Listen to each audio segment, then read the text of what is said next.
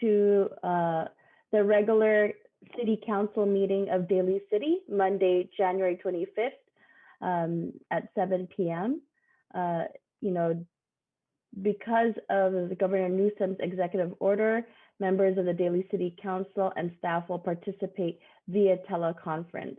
Members of the public are encouraged to watch the meeting via live stream, and also there's opportunities to provide public comment by sending comments by 4 p.m. on the meeting day, and also register to speak at the meeting via Zoom. And now may we all rise for the pledge of the flag. Pledge allegiance to the flag, the United States, and to the republic for which it stands, one nation under God, indivisible, with liberty and justice for all.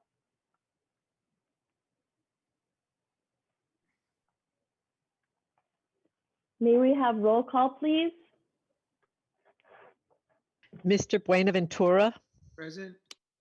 Ms. DiGiovanni, Present. Mr. Sylvester, Present. Dr. Rod, Present. Ms. Manalo. Present. Thank you very much. Moving on to the approval of the minutes for the special meeting of December 14, 2020, and the regular meeting of December 14, 2020. Is there a motion? Motion to approve. Second. Okay. All right. We have a motion to approve by Council Member Sylvester, second by Council Member DiGiovanni. All in favor, say aye. Aye. Aye. Aye. Thank you. Thank you very much. Minutes have been passed. Moving on to the approval of the agenda. We have a motion to approve the agenda. Motion to approve. Second. Thank you very much. Motion by Council Member Sylvester, second by Vice Mayor Daly Magbawal. All in favor, say aye. Aye. Aye. Thank you very much. Passes. Approval of the agenda passes. And now moving on to the consent agenda. At this moment, are there any items on the consent agenda that will be pulled, and any motion to approve the consent agenda? Seeing none from my colleagues, I entertain a motion to approve the consent agenda. Motion to approve the consent agenda. Second. Okay, motion by Council Member DiGiovanni and second by Council Member Sylvester. And at this point, all in favor, say aye. Aye. Aye. Thank you very much. We are now moving on to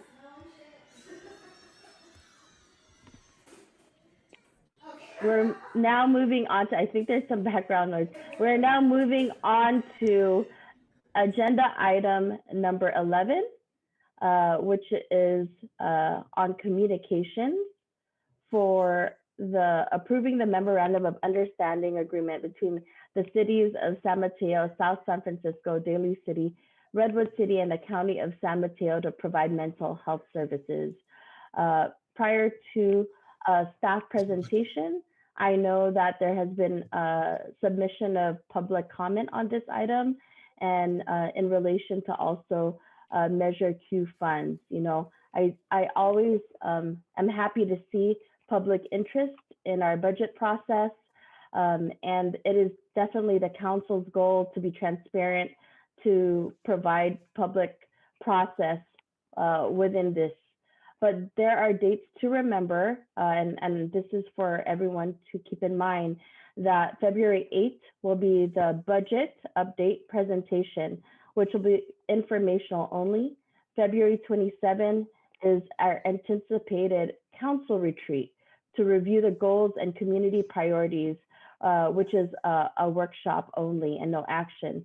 And in late April, early May, there'll be budget discussions and council approval on our next budget cycle. The budget cycle begins on July 1, which is usually the fiscal year. And so public will have an opportunity to provide input on budget at that time.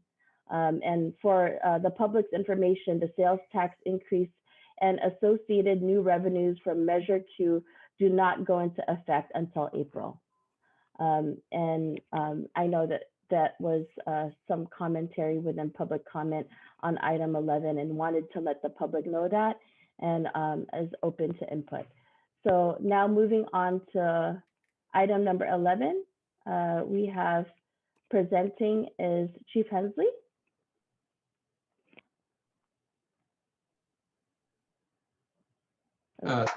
Actually, this is Ron Mussman, and I'll be doing the presentation. Chief Pat Hensley will be here to help out as needed. Okay. And we had some technical difficulties, so on the screen, hopefully everyone can see it. Can everyone see the slideshow? Yes. Okay, great. So Stephen is going to be working that for me, so bear with us for a second. I couldn't get it up on my screen. So starting out, I just want to say, well, hello first, Mayor and Vice Mayor and Council members, and thank you for the time here to present the Community Wellness and Crisis Response Team Pilot Program. And before I get too far into it, I wanted to first say that that this is a first step in helping San Mateo County and specifically the city of Daly City get better at responding to these incidents. We don't expect that this is a solve-all. We don't expect that one clinician is going to solve all the problems in the city of Daly City, but what it is a first step, and it's a beginning, not an end. So I just wanted to get that out there and have everyone have that in mind as we go through with this presentation. Additionally, I would like to, Stephen, if you go to the next slide, please.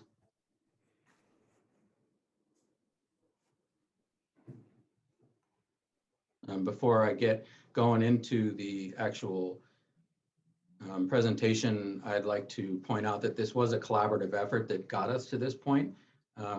Several different folks were involved, and folks from the John W. Gardner Center at Stanford University, the County of San Mateo, the San Mateo County Behavioral Health and Recovery Services, of course, staff from the city of Daly City, as well as the cities of San Mateo, South San Francisco, and Redwood City. I'd also like to point out that at any point, if there are any questions moving forward, I have Jen Bassler, who is a clinician services manager for crisis outreach at the Behavioral Health and Recovery Services, here to help answer questions on her discipline, as well as James Pine from the John W. Gardner Center at Stanford University to help if we have any questions from there, as well as Pat Hensley, our Chief of Police. Lastly, you can move to the next slide, please.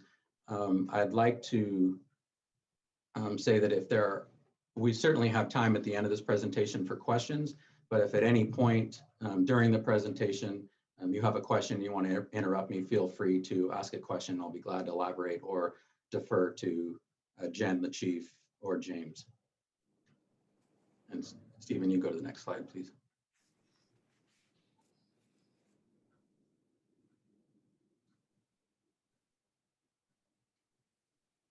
Stephen? Is it showing now? It's showing back the background slide on my screen. Yeah, can we go to the next slide? Next slide, okay. Number 3.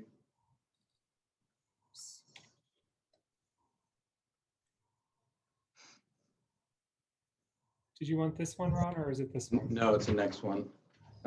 I'll go into, so basically the next slide is going to be going over the outline of the presentation, and I'm going to go into the background of the program, basically what we did to get to this point that I'll be presenting you today. I'll go over the program design, what it looks like in action, actually, when the clinicians are out on the street, along with the police officers, a little bit about the program evaluation and moving forward, and a little bit about the budget. And if you could go to slide 4, Stephen.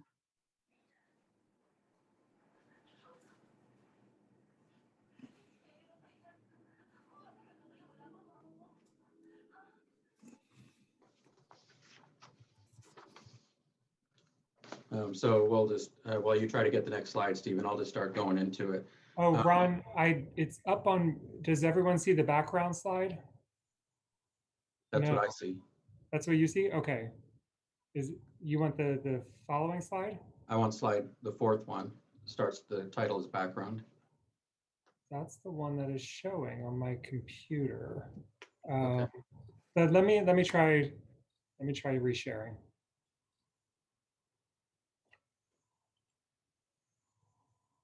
In the meantime, I can continue if you like, and just go without the slides.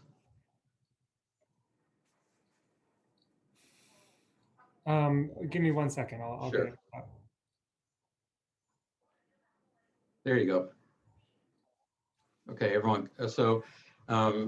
Just to start right at the beginning here, this is obviously a response to community concerns regarding law enforcement response to critical incidents involving mental health crises.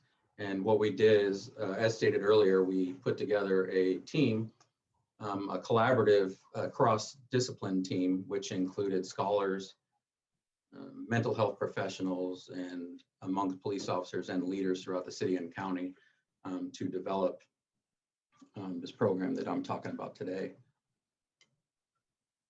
Part of that, well, the research that got us here was a review of the literature as well as the examination of models throughout the Bay Area and actually the country, and got us to get best practices from across the country so that we could then apply them to the existing holes in San Mateo County.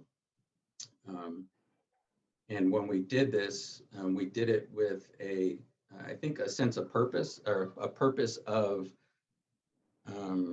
doing this urgently. So not necessarily getting the perfect program and not necessarily worrying about getting the perfect scenarios, but getting somebody in place who can get us help right now, and then building on that program and evolving through experience and evaluation moving forward. If you can go to the next slide, please. The program design is essentially, we're attempting to hire, or going to attempt to hire 4 clinicians. Those clinicians will be behavioral health and recovery service employees, and each employee will be assigned to one of the 4 cities. So in essence, Daly City will have a county employee assigned to our city. That employee will, when they respond to work, they will basically be coming to Daly City. They will have full access to our police department, our communications, our records management system, and essentially they will be a part of our team. They'll just be salary being paid through the county. The response model that we have, these folks will be responding out, is called the co-response model. And that will be clinicians and officers responding out to incidents together. They will collaborate together, officers and clinicians, and they will come up with interventions, options, and resources that best serve, or we looking for the most optimal outcome for all parties involved. The level of police involvement in all these incidents is going to be dependent on the circumstances of the incident, and I'll get into that a little bit as we move forward. But I did want to talk a little bit about the co-response model a bit more and kind of elaborate that. Jen, who's actually in the audience, and she might be able to talk to this a little bit more moving at the end of the presentation, but she actually went out and has spent time not only studying other programs like Hoots that you may have heard of in Eugene, Oregon, but she also studied and went out to Portland, Oregon, and spent time working with their program, and spent time in San Diego working with their program. And she learned best practices from not only other counties, but other states and the main programs, and brought them back to our county so that we could apply those best practices and lessons learned from those folks. And I think I'd also, and probably a lot of people have heard about Cahoots, and there's a lot of talk about that program because it's a mature program. It's been around for many, many years, and it's been wildly successful over the years.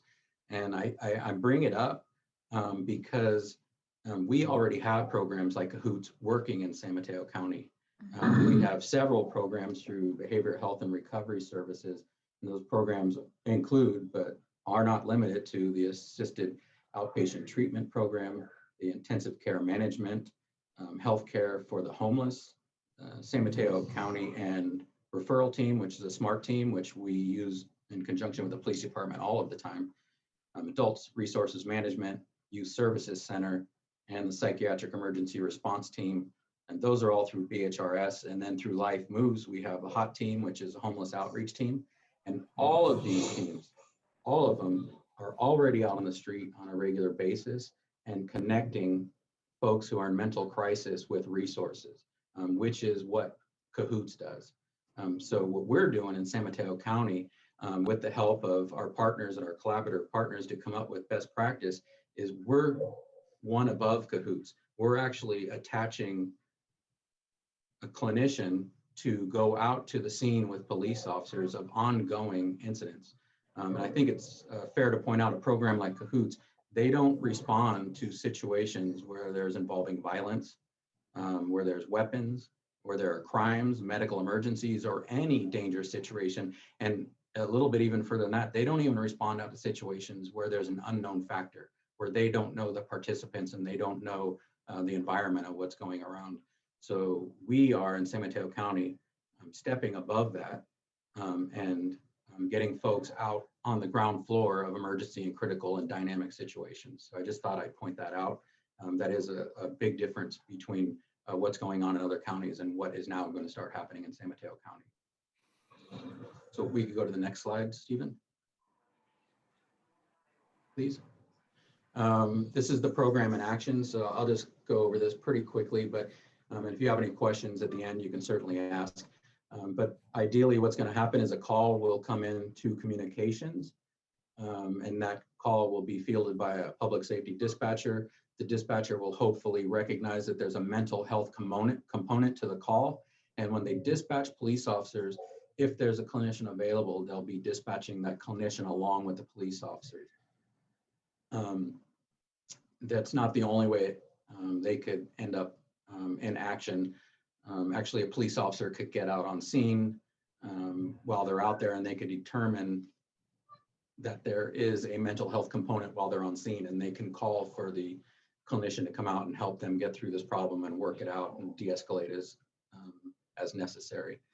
And clinicians could honestly just dispatch themselves, and if they feel there's a mental health factor or any way that they can help the police officers, they'll have the ability to dispatch themselves and go out to calls to help police officers.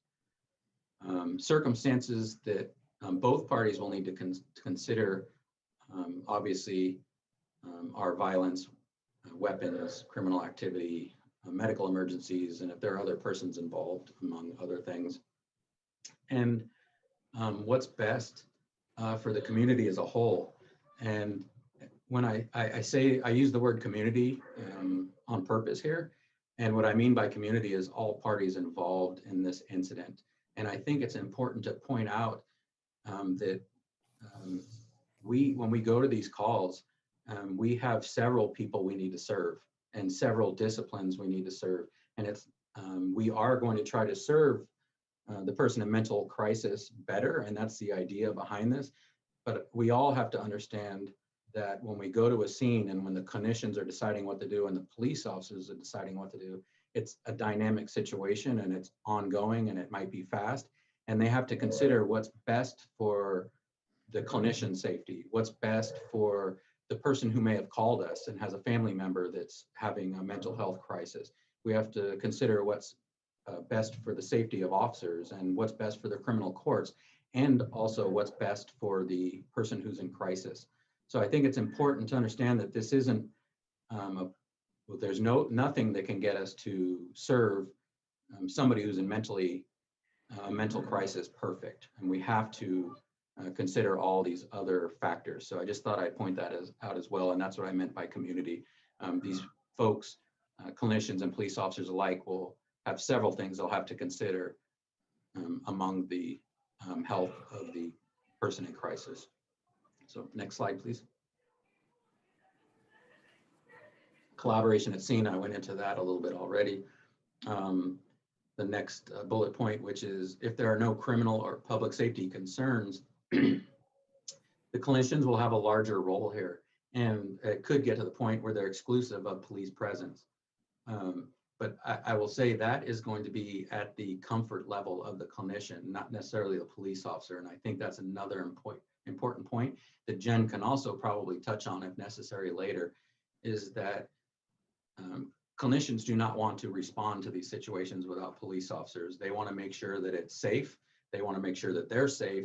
And then once that's determined, then the clinician can have a little bit more maybe comfort to start handling these situations alone.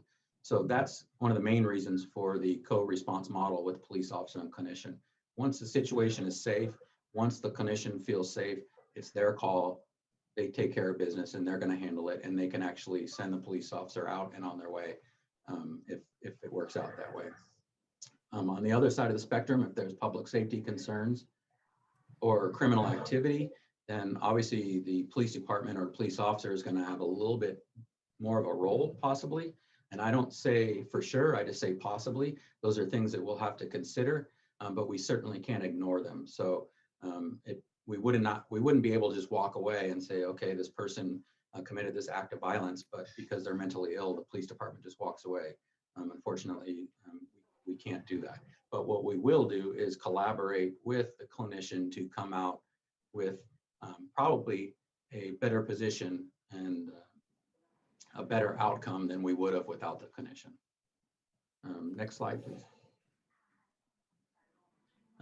This program evaluation. So I'm not going to talk too much about this because this gets a little heavy, but this is our program evaluation. James is here if we have any questions regarding that, but Stanford and specifically the John W. Gardner Center has supported us from the beginning of this program, and they've been an equal partner from the beginning in building this program to where we're at to this point. And they're going to have just as big a role moving forward. And what they're going to do, or I should say, what we're going to do, the 4 police departments, is we will be feeding them statistics, everything that we can possibly get them regarding mental health issues and issues in the police department and regarding these circumstances. And we're going to feed all that information to them. And then they are going to do a quantitative analysis and determine better ways for us to do business moving forward. So they're basically going to be evaluating us as we move forward, and we're going to rely on them, at least from the data analysis side of it, to help us get better at dealing with issues. And again, James will be around if we have any questions regarding that moving forward. Next slide, please, Stephen. This is a super super basic breakdown, as you can probably see. The program essentially for the 4 cities is going to cost approximately $1.3 million. The county has agreed to pay 50% of that, and then each city will be paying 25%, the remaining 50%. So to Daly City, it's going to come out to approximately $156,182 over the 2-year term, and that will include everything for the personnel. The county has agreed to pay for several items, like they're going to provide the clinician with a vehicle, a laptop computer, a cell phone, and all the other things that they need to conduct their job, while the department specifically is going to provide them with workspace. Next slide. Before I get into the questions, if you have any, just as a reminder that Jen, James, and the chief are here to help out as needed if you needed something specific from them. And just as a reminder, this program, we know this isn't perfect. We recognize it, and just a reminder again, this is just step 1. This is going to be an evolution to a much better program and a much better way of serving our public moving forward. And that's it. Thank you, Lieutenant Mussman, for your presentation. You're welcome. Is there, at this point, are there any questions from my colleagues, or I will move on to, I believe there are public comments regarding this item. So I'll ask my colleagues if they have any questions right now, or if not, I will move on to public comment. Mayor, I do have some questions, and maybe they can be answered before we move to public comment. Please. All right, I have about 15 questions, and I'll work down the list. The first question I have is, what sort of training and resources are going by the city or the police department will be provided to the clinicians? Maybe Jen, you could answer the question about what the training the clinicians are going to receive. I can. So my name is Jen Bassler. I'm the Clinical Services Manager over Crisis and Outreach. Many of the programs that Ron mentioned are under me. And I've been training, working with the Psychiatric Emergency Response Team with the Sheriff for 4 years now. And I also do all the mental health training for our smart medics. It's going to be, on the clinician side, it'll be about 40 hours of training. Of course, we're going to vet people who already have a crisis background because it's a little bit different than a therapist in an office. And so they will get things like disengagement, de-escalation training, assist training. A lot of people have heard of that for suicide assessment. They will have to take an assessment test to get a card that allows them to 5150 folks. And so a lot of training in substance abuse and serious mental illness. Okay. Are they going to receive any training on personal safety or how to protect themselves? Absolutely. And that will usually come from the police side. And they will, we're going to work together actually jointly with their training department and see what needs the clinicians will have on the safety side as well. Great, thank you. Mm-hmm. How about resources like equipment? I understand that the county is going to be providing them cars and laptops. Will Daly City or any one of the cities be required to provide them additional equipment, say like mace, vests, protective gear, protective jackets identifying who they are, anything like that? We have, Ron, did you want to take that one or do you want me to? You can. I could back you up. Okay. For my PERT clinicians, PERT's been in operation since 2015. They have a vest. We have jackets that say on the back that we're PERT, and then on the front it says that you're the clinician. And we have a radio. We don't carry mace or anything like that. And honestly, we've never had, knock on wood, we've never had any incident where we felt that we were unsafe to the point where we needed something like that. Great, thank you so much.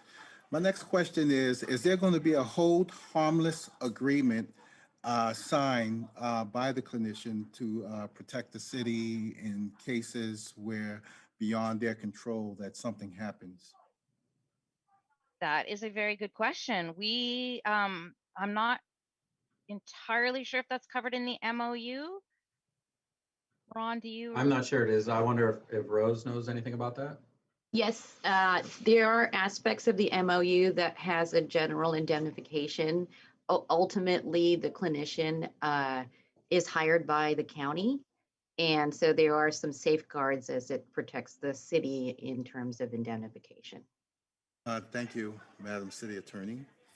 Out of the 4 cities, did any of the city's council members make the decision to begin this program?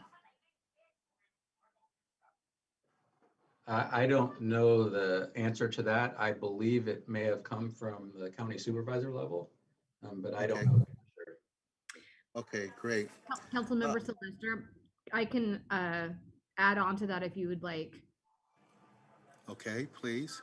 Sure. So originally, my understanding was this program was to encompass only 3 cities.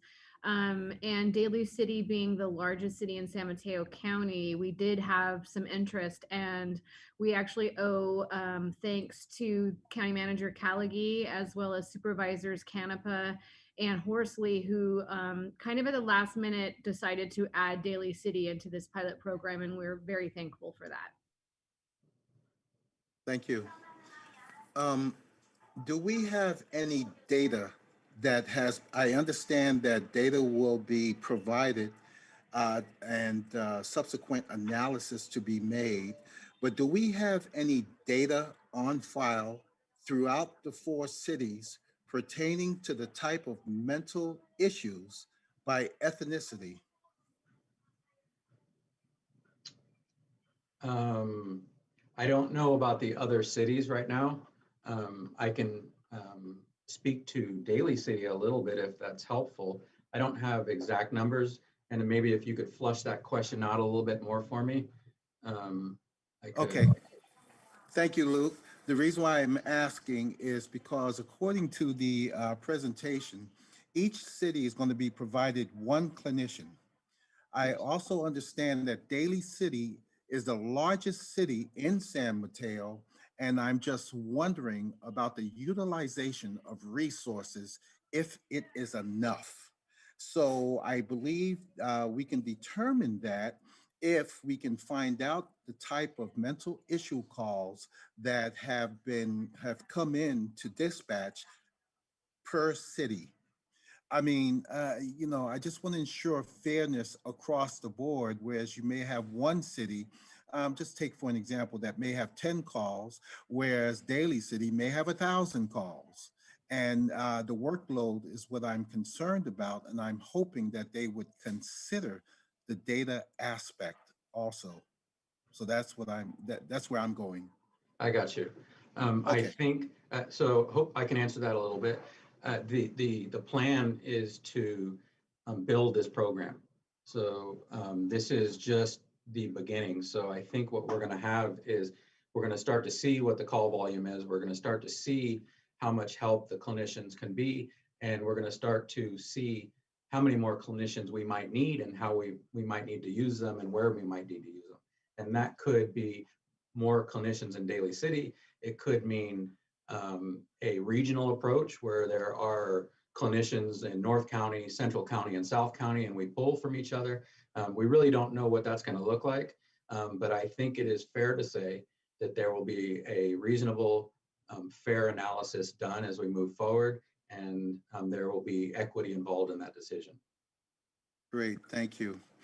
Are we going to separate the clinicians' duties and jobs by organization? For instance, I'll get right to the point.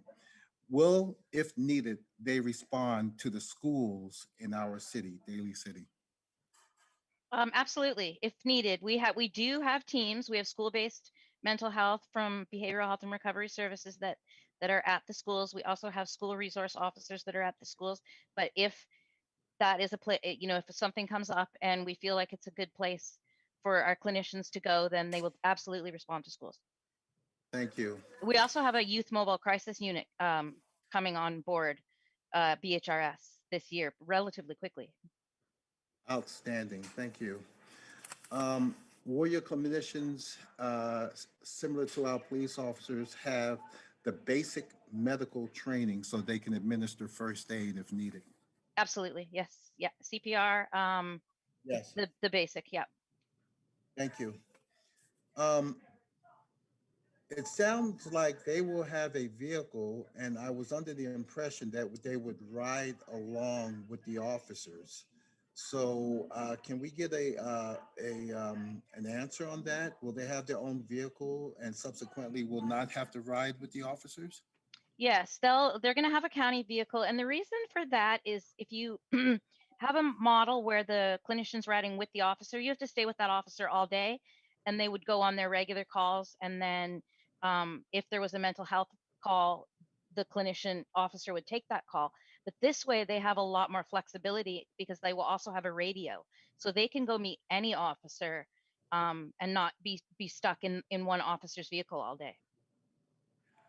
Excellent answer, because you knocked out my next 3 questions. Because if they were riding with the officers, I'm concerned that officers handle a variety of calls, and sometimes it might be a waste of time for the clinician to be in the vehicle.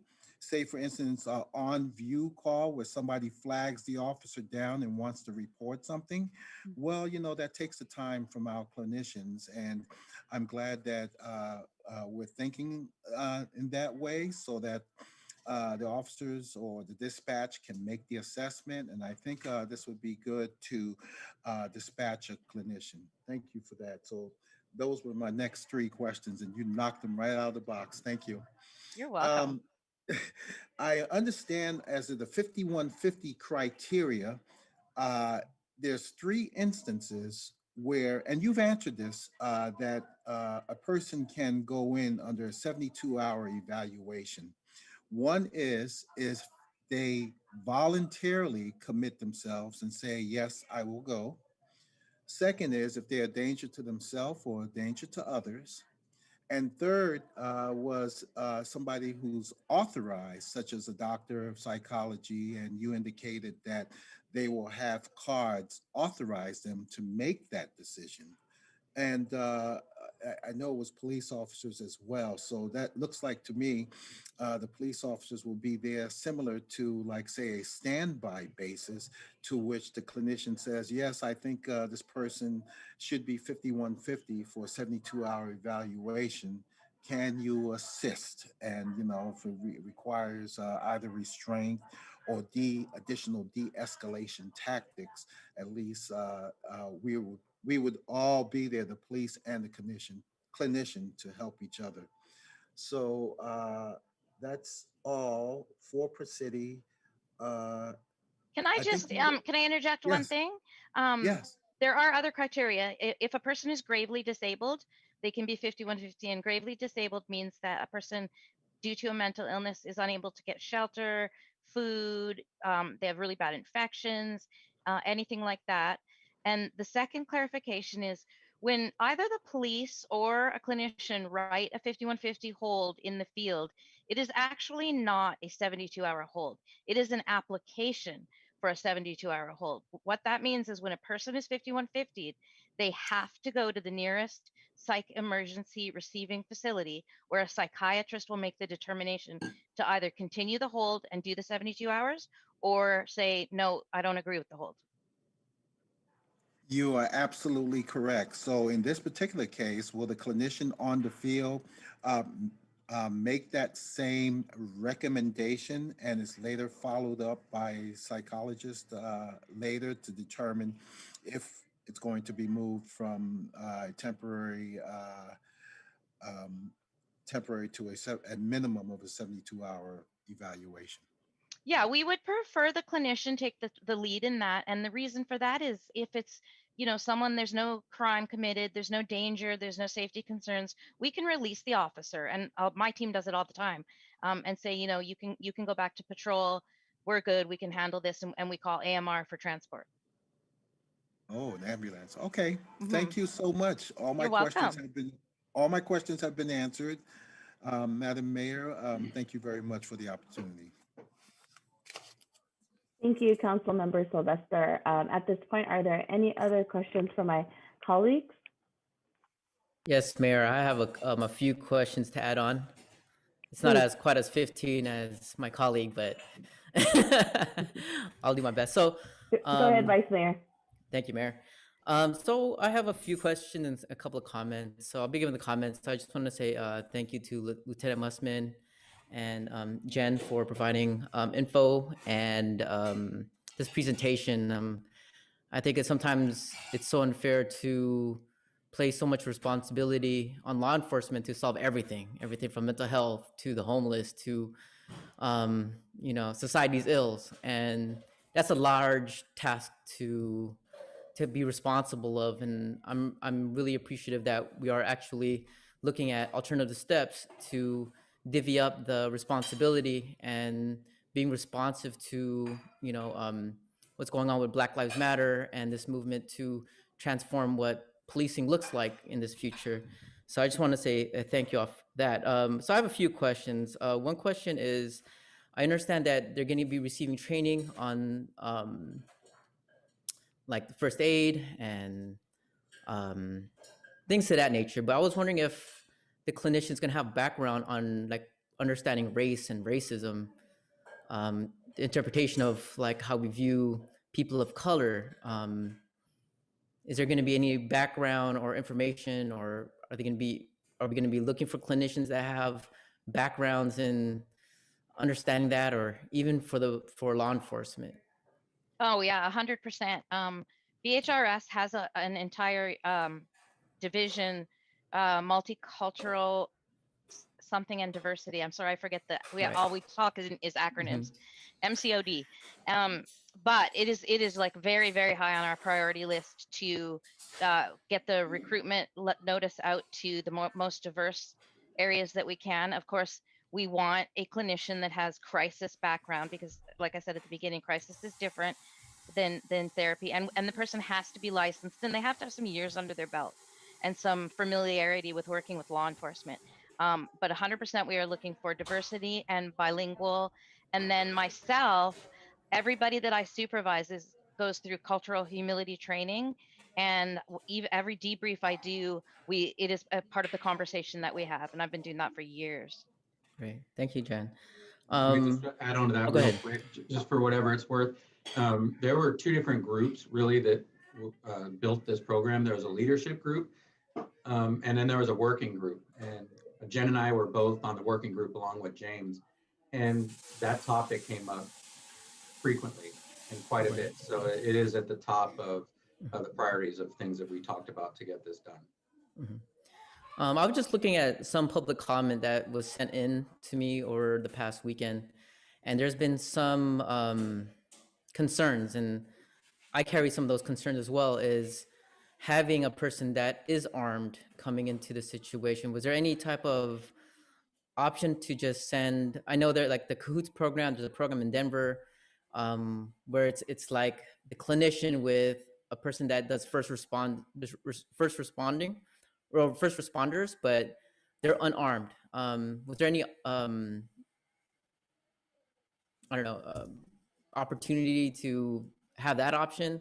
And why do you feel like this option was better to have an armed officer along with a mental health clinician? I can answer that. Like, as Ron said in the presentation, I think of it as tiers, right? So when you have a 911 call come in and it's an unknown person, we've not experienced them in our BHRS system, because every call that I get, I look them up first and see, if they're known to us. So when we're talking about those calls, we're going to go with a law enforcement, and all of the other programs also do the same thing. Now, if that person is a known person to us, and we've had lots of contact with them, we won't need to respond with the police, and eventually we'll get to the place where there's that really good balance, right? But for the very first call or for a welfare check that is on an unknown person, we really need to have that presence there. I can say that PERT in 5 years has been very successful with the detective with us. We have, it's not full gear, and I think that we're still in conversation about what to wear. San Diego PERT, they wear khakis and a polo shirt. So that's something that we could, both the clinician and the law enforcement, they kind of wear the same outfit. So that's something we can talk about. But I think it's really important to remember that this is like the levels of response. So we're talking about these really high risk crisis level responses. Most of the time when we go out, or when any of my teams go out, we let the police go relatively quickly. Thank you so much for clarifying. And I want to see the success of this program grow from where it's at. We talk about equity and having Daly City being the largest city in the county. It almost feels like we should have the 4 clinicians in our county. But I know that we need to build up. So is there like a specific rubric we're going to look at in terms of what is defined as successful? So that we can see what goals that need to be met so that we can make this a full-fledged, because the way I kind of envision it is to see that, each department having its own, like mental health unit. I mean, James could probably answer a little bit more around the rubric and how they're going to measure all of that. What I can say to that is, if you were to look at the Portland model, which is a very similar sized city to what our entire county is, the difference is they have 1 police force and we have 23. So what they, and they're called a behavioral health unit, exactly that, right? So what they have is the behavioral health unit, the behavioral health response teams, which are the police. Then they have Service Connect teams, which are like my youth crisis mobile and all my other programs that I have. So all of those already work for you in Daly City. The only difference is for the super crisis calls that are a little bit dangerous, you've got the one clinician. And you'll be surprised, I think, that they won't be run off their feet, and they're at different times. So, and then because I'm so involved and the rest of my other teams are so involved, it's easy to just like make a phone call to my assisted outpatient treatment team and be like, can you come out? Or can one of our hot teams come out? Does that answer, or did I just go way off there? No, I was just looking at if there was like certain goals, because I know that we all want to see this program flourish. Just like a rubric of like, what do you see as successful? Like, what can be realistic goals for this program? Because for me, and this is kind of like I know wishful thinking, but for it to be successful in my eyes, it probably needs a little bit more funding. Each city should have more like a staff instead of just one person covering these 4 cities. And I just wanted to see like just a rubric that has goals to making this flourish, because I see this more than just a 2-year thing. Maybe James, if we do have goals, it's item number 7 in the MOU. They're basic goals, and I can read them if you like. But more specifically, there might be things that Stanford in their analysis might be looking at through our data that might be very complicated to answer. But there are 7 or 6 goals listed under item number 7 of the MOU that might answer your question a little bit. Do you want me to read them? Yes, Lieutenant. Sure. Yes, Lieutenant, if you can. I'm trying to search my own. Oh, I'm sorry. Yeah, I'll read I'm them. all scatterbrained with all my open documents. Okay, so goal number 1 is law enforcement staff and BHRS clinicians will respond together to active crisis situations where mental health crisis is a factor. Goal number 2, improve outcomes for individuals experiencing a crisis due to mental health or suspected mental illness. Goal number 3 is increase access to appropriate behavioral health resources. Goal number 4 is BHRS clinicians will provide clinical consultation, training, and support to law enforcement personnel in the field. That's a piece that I kind of left out a little bit and didn't touch on, but we hope to have ongoing training from the clinicians to the police officers, and we hope to grow just in that way alone, not just with the training, but with on-the-job training as well and watching them interact. Goal number 5 is BHRS clinicians will increase knowledge of mental health conditions and effective intervention strategies among law enforcement personnel. And goal number 6, law enforcement will strengthen relationships with service providers and the community. So those are goals. How they're going to be measured is going to be from a scholarly approach through the Gardner Center. And James, if you're there and you want to talk about it, you're welcome. Yes. So I'm James Pine. I'm a research associate at the Gardner Center at Stanford, sociologist by training. And the way that we're approaching this is first and foremost, a look at official records. So police records and potentially other records found in communities. And with a focus on ones that we can kind of look at across cities, right? So our approach is mainly thinking about the outcomes that matter most to the partners and the communities. Those and a lot of the research in this area on these co-response models are looking at things like the prevalence of arrests, use of force, detentions, hospitalizations, voluntary and involuntary, and then also cost effectiveness. So the use of officers' time, does it reduce officers' time? Does it increase officers' time? And I would say in terms of goals, I think that we first need to take a look at how these programs are influencing these objective outcomes.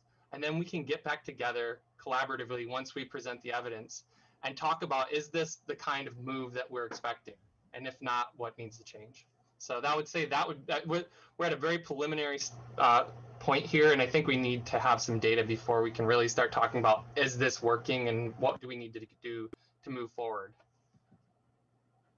Yeah, one thing I would like to see is kind of like community perception of this program, because right now there is such a mistrust with law enforcement. So James, if you could like add that in your like I don't know, methodology or or something, because I think that that's one of the key things is like how can we create community, and if there's still a public mistrust and there's this idea of seeing fear when they see a person in uniform, um, then that kind of like influences and shapes like how we should go about the implementation of this program. Yeah, we can absolutely consider some more subjective measures and think about ways that we can capture community perceptions. Absolutely. Thank you, everyone. I'll hand the microphone back to the mayor. Thank you, Vice Mayor. Any other questions from my colleagues? If there are no other questions, I'm looking at the Zoom. I will provide a couple of questions that I have. Are there any? Madam Mayor, I was waiting till after the public comment. Okay, well, Thank you. sure. I do have some questions for staff and the specialists. It's mentioned that there are going to be 4 mental health clinicians or professionals for the 4 cities. Will each city have one designated, mental health professional, or is it basically shared upon each city and it's a on-call basis, meaning, if there were 3 calls from Redwood City, they would all be deployed to, in order to Redwood City, like meaning, as the calls come in, is that the process of implementation? Or will each of our cities have someone designated so when a call comes in, it's actually specified to the distinctive cities?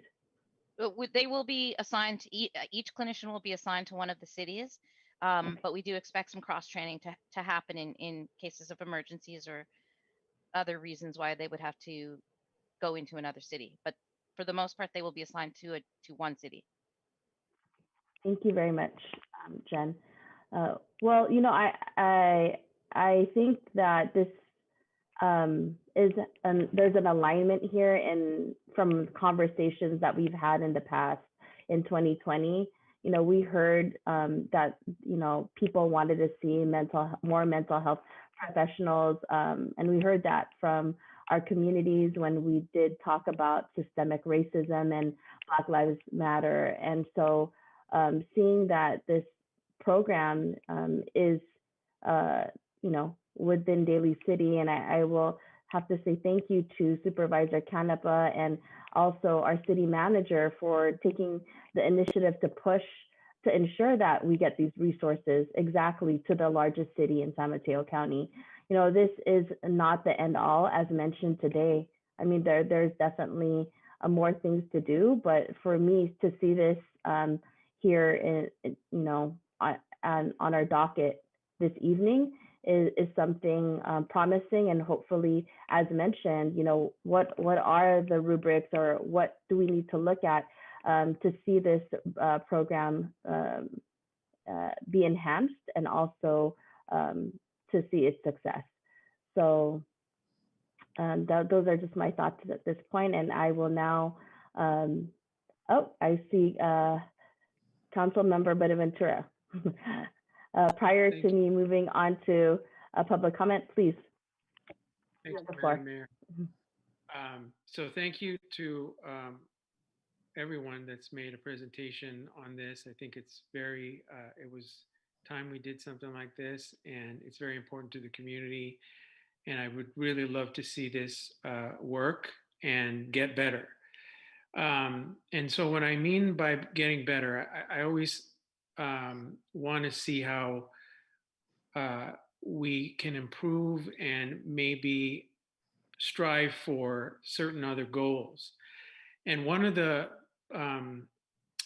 issues that I have seen and I have read and heard about is the issue of could we come to a point where, let's say we get a 911 call from a resident,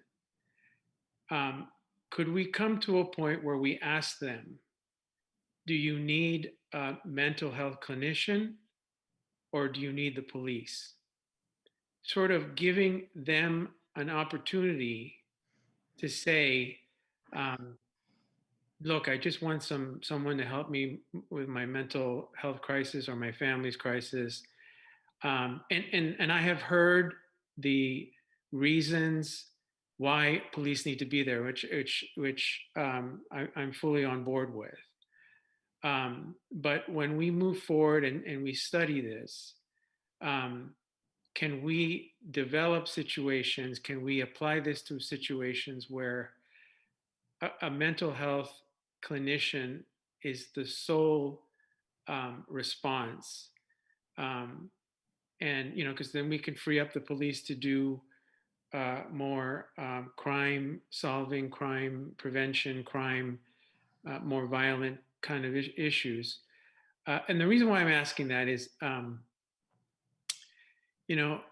there is some detriment when there's a mental health call and the police show up with respect to the person who has some issues. And I appreciate there's been thought into what that person would look like, meaning perhaps a more casual appearance. But when there is a police officer there responding with a clinician, that sort of takes away from the more calm and the less intimidating presence when maybe the situation calls really just for a mental health clinician. And so that's why I'm asking, is a goal to get to a point where the caller can ask for solely mental health help without police involvement. So that's one. And secondly, when a call comes in, and I'm always assuming it's through 911, who is responsible for screening whether or not this is a clinician and a police officer, a team to go, or because I'm sure there's going to have to be some vetting, and under what criteria will that be to make it so that it has to be a police officer and a mental health professional rather than just solely the police coming. And then the third question, to follow up on the mayor's question about the clinician who's going to be responding, am I to understand that this clinician is going to be the designated clinician for Daly City and not, and it's going to be that person for a year or so that there's some familiarity with the population and many of the maybe same cases that come about routinely in our city. And then going back to the issue about whether or not a clinician can respond just themselves, I think of paramedics and firefighters when they respond. It doesn't always necessarily come with a police escort. Maybe later they come, and but they're able to respond to the situation. And then finally, maybe if an issue of safety is still sort of the predominant thing for these clinicians, maybe we have two respond rather than just one. But I understand that as the budgetary concerns, as Dr. Rod alluded to. So those are my questions. Thank you for your insight. The third one is the easiest one to answer right away. So yes, the clinician will be, you will have your own Daly City clinician who will become familiar with your community. Ron, you want to give a shot at the other two, or? Sure. I think I can go back to the first one, and I think the third one helps answer the first one a little bit. Or I got lost in the numbers, and I apologize in advance. But what I understand, there will be a clinician working in Daly City, and that clinician will build relationships, not just with the police department, with community members. And at some point, our hope is that they become so familiar with our community that they are able to respond without police officers to certain situations. That's not going to happen day one, but that is a goal moving forward. And I appreciate your comments. I truly appreciate your comment about how fire department and paramedics respond to calls without the police department, and they do, and they respond to medical calls.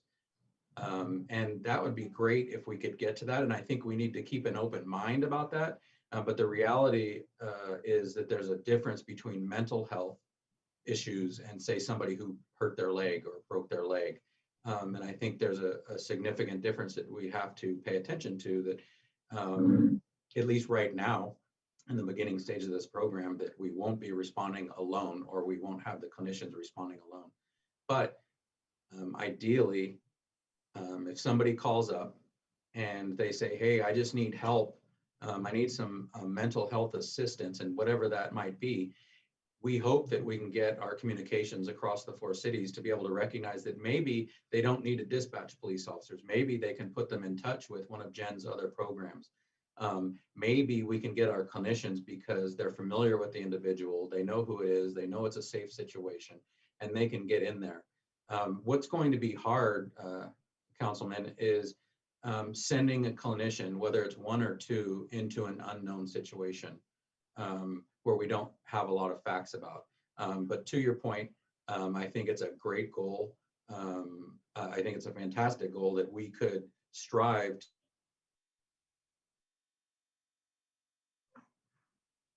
Oh, Ron, your mic went out. We lost you, Lieutenant Musman. There's no sound. Sorry. There you go. Oh, there we go. Oh, I think it's a great goal. I don't know where I left off at, but it is a fantastic goal that we get to the point where we recognize that police do not need to respond to these situations. So I think that's part of how we move forward. I think it's part of having council and the community involved in how this program evolves moving forward. And I look forward to getting to that day where we are capable of responding at that level. And I don't know if I hit all your questions. You did, and thank you very much for your thoughtful, very appreciative answers. Thanks. You're welcome. Mayor, I have a couple more questions, if I may. Go ahead, Councilmember Sylvester. Is that you? All right. Okay. Yes, thank you. Lieutenant Musman, on all medical calls, say someone's having a heart attack, who responds?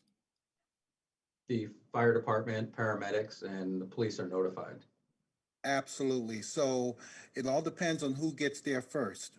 Is that correct? Often, So, yes, sir. So if a police officer happens to get there first, he or she will render first aid and verify and validate that we do in fact have a medical call. Is that correct? That is correct. And to take it a step further, if there's any kind of notion that the communications dispatcher has that there might be any kind of violence or any kind of public safety issue, the police will respond first. The fire department and paramedics will usually stage 2 blocks away. And then when we get there and deem the situation is safe, we say what's called code 4, and then we relay that back to communications. And code 4 means it's safe for the fire department to now come in. Thank you. In the case of a clinician, and I'm considering the unknown, we appreciate the fact that having a clinician with Daly City, assigned to Daly City, he or she, through the calls that they receive, oh yes, I do know of a particular situation with that person, or I've handled that call before. So they kind of establish rapport. So subsequently, any additional calls, I think that would be left up to the clinician whether he or she would like a police response as a standby. Is that correct? That's what we hope to evolve to. It's not what's going to happen on day one, simply because we don't have the.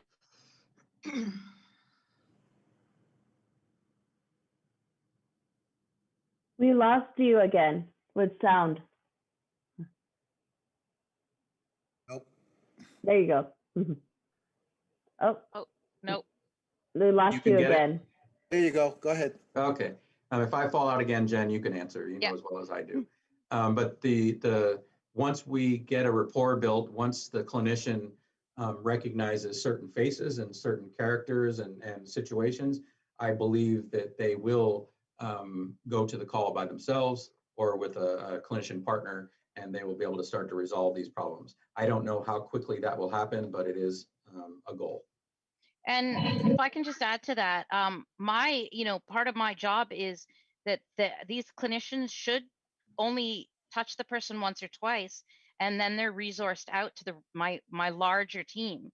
So once they're resourced out to my larger team, then we're hoping that the 911 calls drop off and they call their case manager or their own clinician or their program, or one of the places that are set up for that don't have law enforcement ever go out with them. Uh, yes, and that's what I'm alluding to, because I'm concerned about the safety and wellness of the clinician, especially in cases of unknown calls. So if you get a call and it comes into 911 and the person says, don't send the police, send a clinician.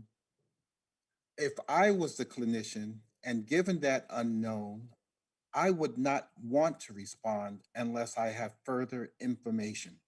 Yeah, correct. It is necessary and beneficial in the protection of yourself and the job you are doing to obtain as much as information as you have, uh, especially if it's unknown. But given past history, you can use that information you have to make a determination. Well, you know what? Let's just send a clinician out and we will advise upon our arrival. Yes. Okay, thank you. That's all I have. Madam Mayor? Yes. Yeah, may I go ahead and just make a couple points and ask a couple questions? Okay, so you'll ask your questions now and instead of later on. Okay. Well, I go brought ahead, up some, yeah, and maybe later Go as ahead. well. Thank you. Go ahead. Thank you. Thank you very much. First of all, I think it's a great idea. And I know it's a pilot program, and I have to commend you, Ms. Bessler and Lieutenant Mussman.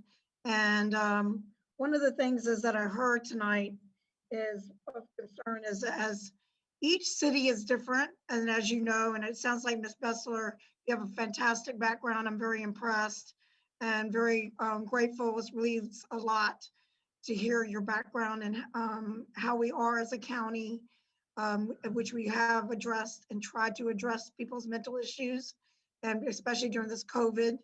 A lot of people are under stress and we don't know what could trigger it or anything else, and that we're trying as a community together to try to get people help.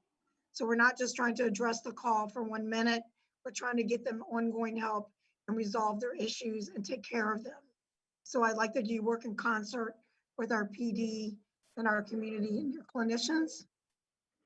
And knowing that we have to secure the scene to protect our firefighters, our EMTs, and the clinician is very key, because as we know that there have been instances, and not in our city, but in other cities, where firefighters have been stabbed, EMTs shot, based on not knowing the guy was in Home Depot, I believe, walking in a parking lot. And then, like, again, the Councilmember Sylvester alluded to unknown situation. And then he looked like he was just like having stress. But then once they got there, it had escalated, not by the police, but by himself, because we don't know what's going on with him. So I like that we're taking a cautionary approach to that, because the scene itself needs to be secure. Doesn't mean the police have to do anything by just being there in support. So I think that I like that you're in favor of that, because we do need to protect the clinician as well. They won't actively do anything, but they'll stand back or whatever. Is that correct, Lieutenant Bussman? Just to be there to support in Yes, some I'm sorry. cases, Yes. and to assess because it can switch, right? Yeah. There have been those cases where we don't know, and we don't know whether it's drugs or bipolar or what have you. Everybody has a different situation. But I like the way it's going, and applaud that Daly City is a part of it. And hopefully that other cities will, and that our county has enough resources. That's a big focus. And in your opinion, Ms. Bessler, do you think that there are things that we can improve in resources with our county level as well? I'm sure you're very active in voicing and making sure that you have what you need. Yeah, 100%. I mean, I have been saying for 20 years that we need more outreach and crisis clinicians out there. We are really gearing up, which I'm really excited about for probably the first time in all these years, to get all these programs up and going. And like I said before, we even have a youth mobile crisis team that is starting as well. And I think that this county doesn't really understand all the resources that we actually have. Like our Daly City Youth Center deals with a lot of students, correct? Yep. Mm-hmm. That have a lot of stress and suicidal attempts. And even our Daly City, I know Mr. Nevin is on the call, named after your dad. Proud to say that we do also take care of a lot of that. And thank David Canepa, because even when he was running for supervisor, we came in contact with some people in South City, and they used those services and thanked us over and over again for Daly City helping their son in the mental health crisis. And I wanted to applaud Lieutenant Mussman. This is just one call I received today of a son of a friend that had bipolar, and that our PD did respond, and they handled it. I know it wasn't a clinician episode, but I wanted to let Ms. Bessler, I guess you already know how great our PD is, Mm-hmm. and that they did handle it in a very concerning, and were able to get the son some help. And then also in our different things, which is not the 5150, but in domestic violence, we have one, they have great training, and just want to applaud and thank you, Ms. Bessler, for being a part of our community, and know that I feel comfortable that you're going to be doing the hiring, correct? Yes. With- Well, with- and with help. Oh yeah, with so Yeah. I feel pretty confident about that, and it's a move in the right direction. I mean, one of the things that the county's doing that is phenomenal this year is they're putting all these services under one great. place, which is all under me. Like, so it used to be one was in adult and one was in youth and one was over here and over here. But Yes. now all crisis and outreach will be underneath my teams. So that's going to be way easier to figure out what we have. That's great, because I remember when the LGBTQ was separate, Mm-hmm. and then that will be a part of this as well. And then you guys are trained in a lot of different things in that area that I'm familiar with, which is great for the community that you deal with when you go out to the scenes, and very premier. So you're right, that needed to be done and redefined as well, which we can, this is a move forward in that. It took a while, but we are finally moving in that direction. Mm-hmm. And that this will not replace our PD as well, our staff, because we still need them and appreciate them.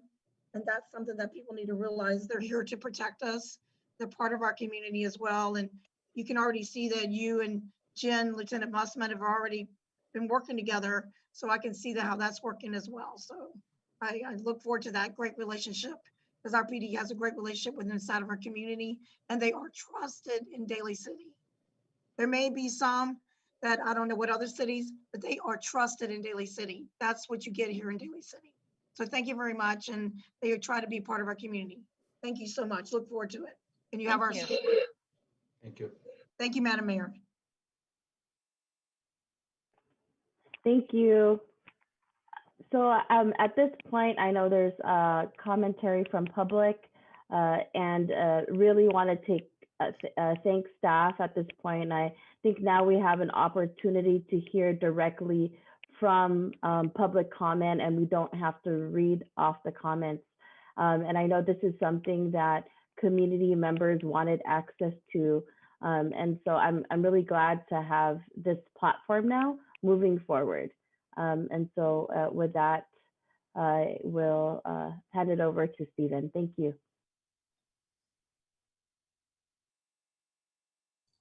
Okay, can everyone see my screen? Mhm. Okay.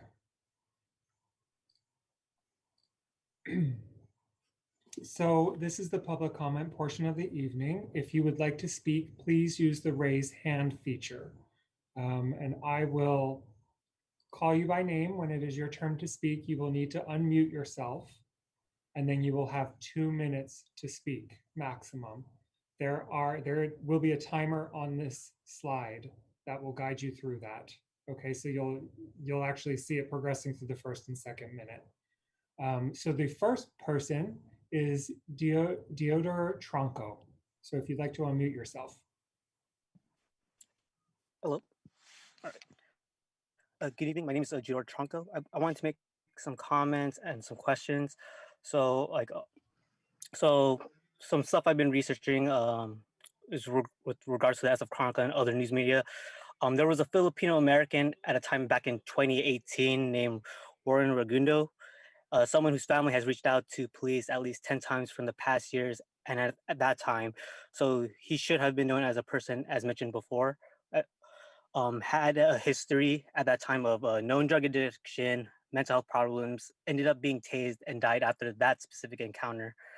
Hypothetically, I would like to know if this could have been done over again. One, how would this specific program have processed this situation?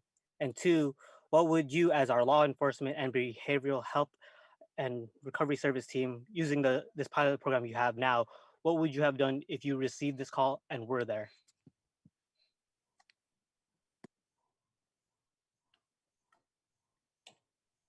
Well, I can speak for behavioral health. When we receive a call, the first thing that we do is look up the person to see if they have been connected. There's several different systems. I would think that someone like that may have been connected in the ER, or not necessarily connected and engaged, but have touched our system somewhere. One of the main features I think that this kind of program brings is this idea to slow down and plan.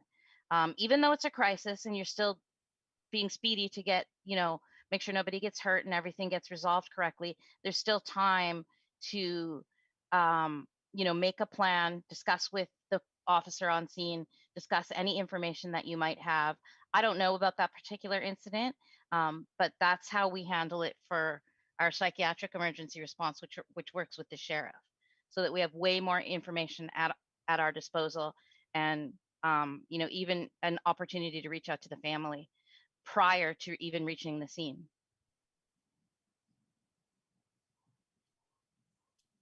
Okay, thank you.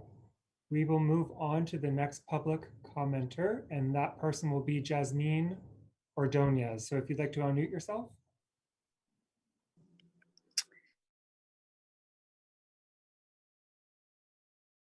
Ordonez. I'm actually a concerned community member. I'm a Daly City resident. I'm also the founder of 4DC, which is a grassroots organization here. We work very closely with community. And this, I'm just going to get straight into it. I have personally experienced and witnessed how the police, including DCPD, have responded to mental health crisis calls, even just a person going through a tough time, actually right outside my home. And every time it's escalated more than it's needed to, and no further resources or care are given after. And we can't keep ignoring the trauma of Black and Brown communities in Daly City when it comes to this matter. Also, we must take into account the young people struggle with mental health and they need to be helped differently and with more care. Mental health is human, and we must imagine and create a response without cops because, as we know, most police killings and brutality happen during responses to mental crisis. It's just the facts. A close friend of mine, Derek Gaines, was actually killed at the age of 15 here in South San Francisco, which is very close to Daly City, down the street. The armed police keep social order through violence and intimidation. Their job is not to offer care. We have people approach us all the time, community members that have tried to get help here for their mental health and don't know what else to do or how to help their loved one because if they call anywhere, the police is involved and they fear for their life. Let's be honest, the current programs here, I've actually gone through a few of them myself. Yes, Daly City Youth Health Center is the best one, but they are not really helpful and they are very underfunded. I've even heard this directly from, some of the workers in these programs. Mental health needs to be bigger focus here than allocating any more money to the police. We need trained community medics, counselors, professionals. Police are not all trained to respond in these situations and should not be present. This is a step, but we need to have a what's next for these community members, long-term sustainable resources to rehabilitate and heal them. And we need to create a sufficient amount of community caregivers for this program. I also just want to say real quickly, because I know that Glenn mentioned that we must put everyone's safety first, but how is that possible with guns guns present ever? It sounds like we are considering people as dangerous already. Also, Jen Bassler said the clinicians will get trained by the police to protect themselves, but as we know, the police protect themselves with weapons and have very little. I'm sorry, thank you for your comments, but just to stick to so everyone can get a turn, we should really move on to the next person just to be fair. Thank you for your comments, Jasmine. The next person will be. Or did you mute me?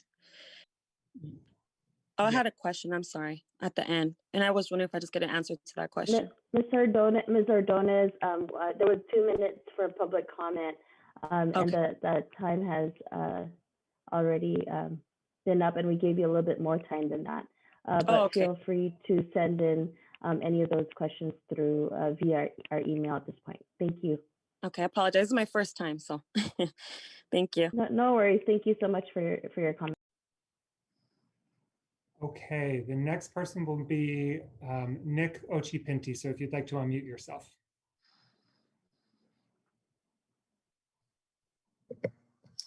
Yes, hi, can you hear me? Yes, we can hear you. Yes, thank you for the opportunity to speak. So thank you for having this item on the agenda. It's important to have policies and memorandums of understanding to create these collaborations in our community.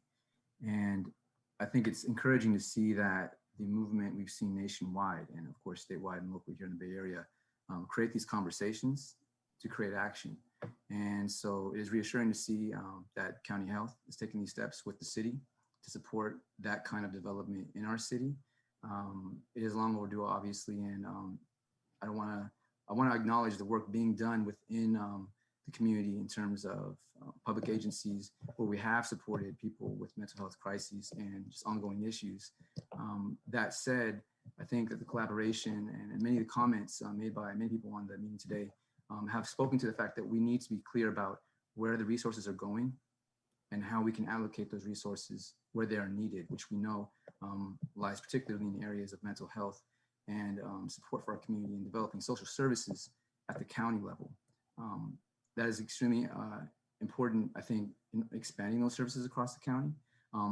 But in addition to that, developing services at the city level, where we know we have a community service center and department with Daly City, but it isn't necessarily staffed with services to any comparable measure to law enforcement or to anything else comparable. So I just want to reiterate that those resources be allocated as discussions around Measure Q and other forms and resolutions have spoken to by this council and of course across the county, that those resources are allocated towards social services, in particular the clinicians and other staff that can be used to help develop those services, in addition to the services we're already providing through Daly City Youth Health Center and anything that we could be talking about in terms of the homeless and house assistance outreach teams. Those hot teams are essential. We need to expand on the city level. In addition to that, I feel like if we're addressing this, it needs to be ongoing with community input as we shape this, because the community is highly invested in this. And as somebody on the school board, I can tell you that youth are highly invested in this and want to see this work in the right direction. So I want to encourage that, especially at this time. Thank you again for addressing this.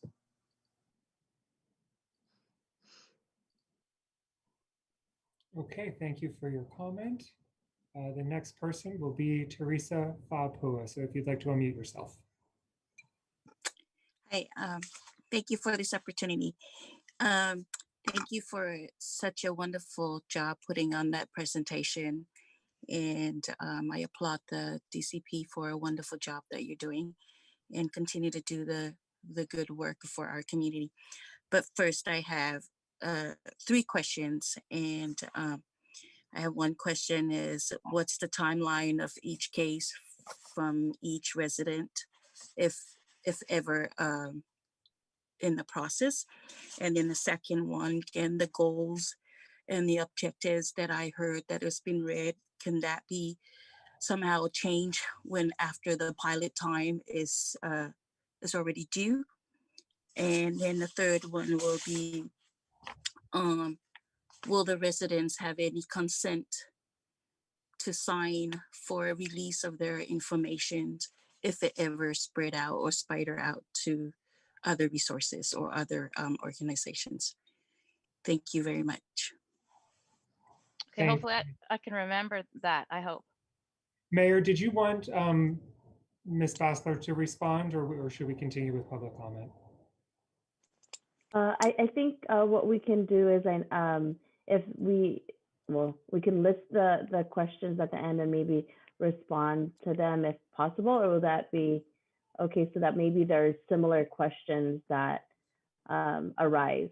So can we just keep those questions listed so that there might be similar ones down the line? Sounds good. Thank you, Ms. Bassler.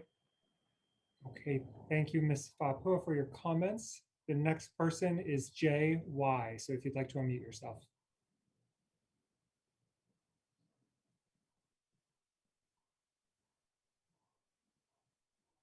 J.Y., would you like to unmute yourself? There we go. Oh, hi. Thank you. Hi, my name is Jay, and I am a Daly City resident. Thank you for the presentation today and to listening to your constituents. Being that this pilot is in its forming stages or will be evolving, as was mentioned earlier, I really hope that council here considers the suggestions of the constituents, which is hiring a team of clinicians rather than just one person, and to replace armed officers with unarmed emergency first responders like EMTs who accompany clinicians. More so, I'd really like council to not only listen to the public, but to make an effort to implement our input. I was really encouraged by some of the questions that were asked. I think it's really thinking a bit further about the hypotheticals and really thinking about the care and yeah. In this presentation, as an educator of young children, a mentor, I found there to be an element of care missing at some points. Like, how do we put the person who's experiencing the crisis first themselves?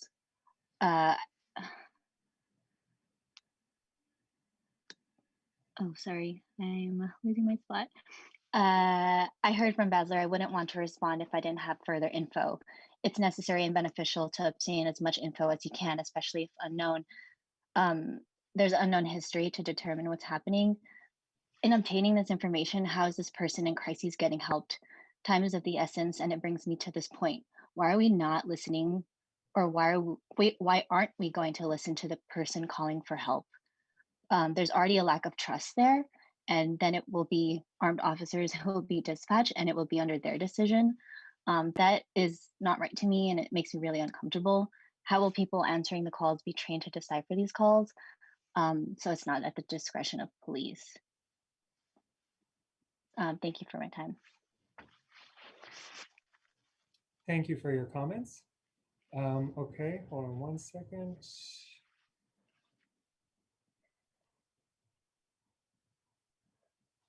Okay, I know there are other members of the public that registered for our meeting who may be having trouble raising their hand. So if there's anyone on our call that would like to speak, just please unmute yourself now and just say your name and we can get you started. Christine Fuller. Hi, Miss. Go ahead. Hi. Can you hear me? Yes, we can hear you.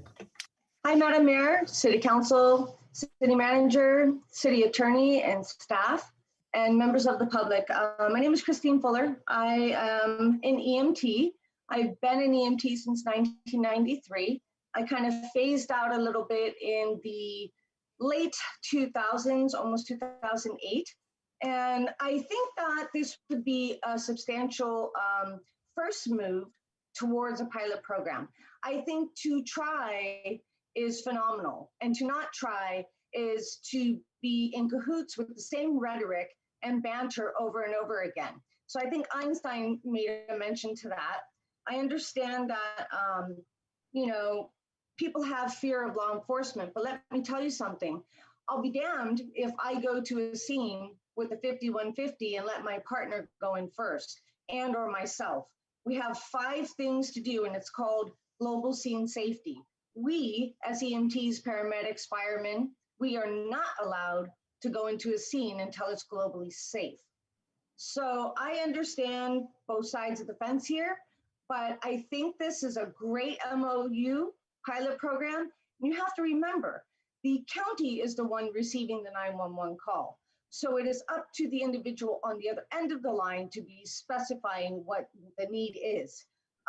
Lastly, I just want to say, because my time is running out, I commend my police department, especially Lieutenant Mussman. You've been hand in hand with me with a mentally ill individual. And I really commend your efforts for everything you did for him. And, you know, I really hope this program works. I wish everyone a happy new year. Hopefully we can have a comfortable medium. And I wish I had more time, but check out the Emergency Medical Agency. Rod, it will teach you everything you want to know. So it's an emergency medical agency. Thank you guys. Take care. Okay, thank you, Ms. Fuller. And is there any other member of the public that would like to speak who might be having trouble raising their hand? Yes, Holly Lim. Thank you, Holly. Go ahead. My name's Holly and I'm a Daly City resident. It's clear there will only be one clinician. That's an 8-hour shift for Daly City's population of 109,000 people. Would it be okay to have just one cop for the entire population? I'm guessing no. Mental health calls happen 24 hours a day. What happens in terms of coverage to the other 16 hours? I urge you to implement Daly City for Black Lives recommendation to hire a team of clinicians rather than just one person, and to replace armed officers with unarmed emergency first responders like EMTs who accompany clinicians when it's safe, and ensure that whoever is hired comes from a racial equity practice. LA's chief legislative analyst office released a report of mental health response programs with unarmed emergency responders. That report says cahoots cost $2.1 million. MCOT in Texas, $2.7 million. Macro in Oakland, $1.85 million. PSR in Portland has a $500,000 budget. Our spending is $150,000 for 2 years. Please consider more funding to the program, especially after Measure Q was passed. Was it not for emergency first responders? I'm also asking the City Council to ensure transparent budgeting and public oversight when it comes to new revenue received from Measure Q funds. Can the City Council host a stakeholder public forum to ensure the community is engaged and provides input on how the funds will be spent? Measure Q can be used to address public safety at its root causes, and the City Council needs to address policies that will reduce the harm inflicted on Black and Brown communities. I personally am ready to offer further guidance and input into the recommendations provided tonight to ensure Daly City establishes a new standard for community support and response. Thank you.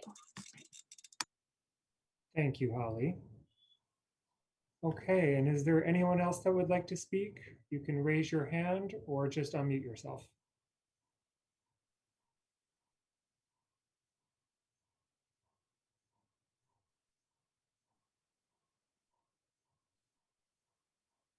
Okay, I think that might conclude public comment. Yeah. Thank you. Thank you so much, Stephen. And I want to thank every single person that had a public comment on this item this evening. And I hope that you all like the format that we are moving forward with as we have our city council meetings. And really appreciate your time this evening. At this point, I think we had questions from my colleagues earlier on. There was some questions from our public, and at this point, if Ms. Jen Bassler or Lieutenant Mussman or I think Mr. Pine, that there were questions in the public comment today. If you can address them, it'd be greatly appreciated. Thank you. I wrote down as best I could. I didn't catch them all. But the first questions, one was about a timeline from residents, and maybe somebody can clarify that for me a bit. But one of them was, can the goals be changed? And I think absolutely, the goal is that the goals will be changed. We're hoping that this will literally evolve into a premier program where we can separate police from mental health services. So absolutely, to answer that question. Residents have consent, and I think, I could be wrong, but I think the person was asking, will they have consent over their personal information being relayed out to possibly the Gardner Center for analysis? And I think I can answer that question is, we're not going to be relaying any personal information whatsoever for data analysis. It's going to be completely sanitized. So when we do provide information, it will be numbers, not names. It won't be addresses. It might be area locations, maybe, but it will be more of a statistical analysis as opposed to analyzing the human or passing out names and dates of birth and that type. So and Ron, can I just say, sorry to interrupt you. No, that's okay. Just in case there's any concern about consent as well on the information side around police officers, we don't share any information of diagnosis or doctor's appointments or anything like that with any of the officers, even the one when you're working side by side with a partner in a car all day. None of that is shared, and it's all in our BHRS things. And so in case that was a concern, unless the person signs a release of information. Thank you, Jen, for pointing that out. So I didn't catch the first question, part of it. The only other question I caught was, how will these calls be screened other than allowing police officers to make those decisions? And ideally, well, not ideally, in the beginning, the calls will come into communications. So for us in Daly City, the call actually goes into Redwood City to an independent communications center. And their job will be to figure out who needs to go to the call. And as time goes forward, like Council Member Buenaventura brought up, we hope to evolve to a point where at that level, we can give out services and send them in different directions other than just police. So we hope to get to that point. We're not there yet, but just to answer the question, basically, a communications dispatcher at San Mateo County and Redwood City will be screening those calls and figuring out who's getting dispatched. And I don't know if Stephen or anyone else wrote down questions while we were going, if there's anything else myself or Jen or James can help with. I'm sorry, I was too busy handling the IT.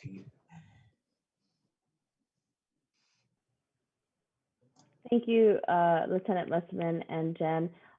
Were all those, I think there was questions from Ms. Faupua. I think you answered them, but Lieutenant Mussman, I think those, she had like direct questions earlier. Were those questions answered? You can unmute Ms. Faupua. Yes, Madam Mayor, it was gratefully answered. I appreciate it. Thank you so much. Have a wonderful night. You're welcome. Thank you.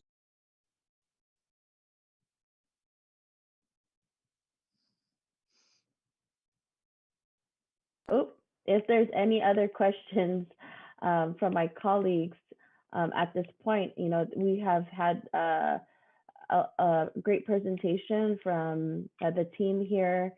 We know that this is a pilot program that is much needed in our communities, and I'm glad that Daly City is participatory in it.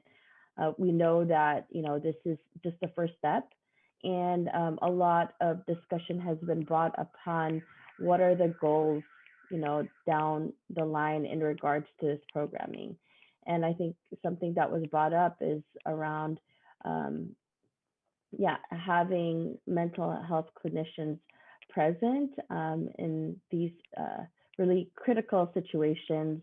Oh my goodness, excuse my cat. In these, critical situations, and really looking at the goals that you all have provided is important around metrics, and then also in hearing from our community around, yes, this is Daly City's cat, I'll say it now.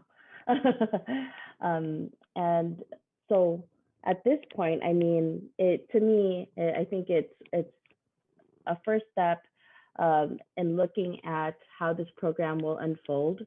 And then in moving forward, when the assessment happens, why wouldn't we not want to expand it, right? When we see what will transpire moving forward. And so I think at this point, I am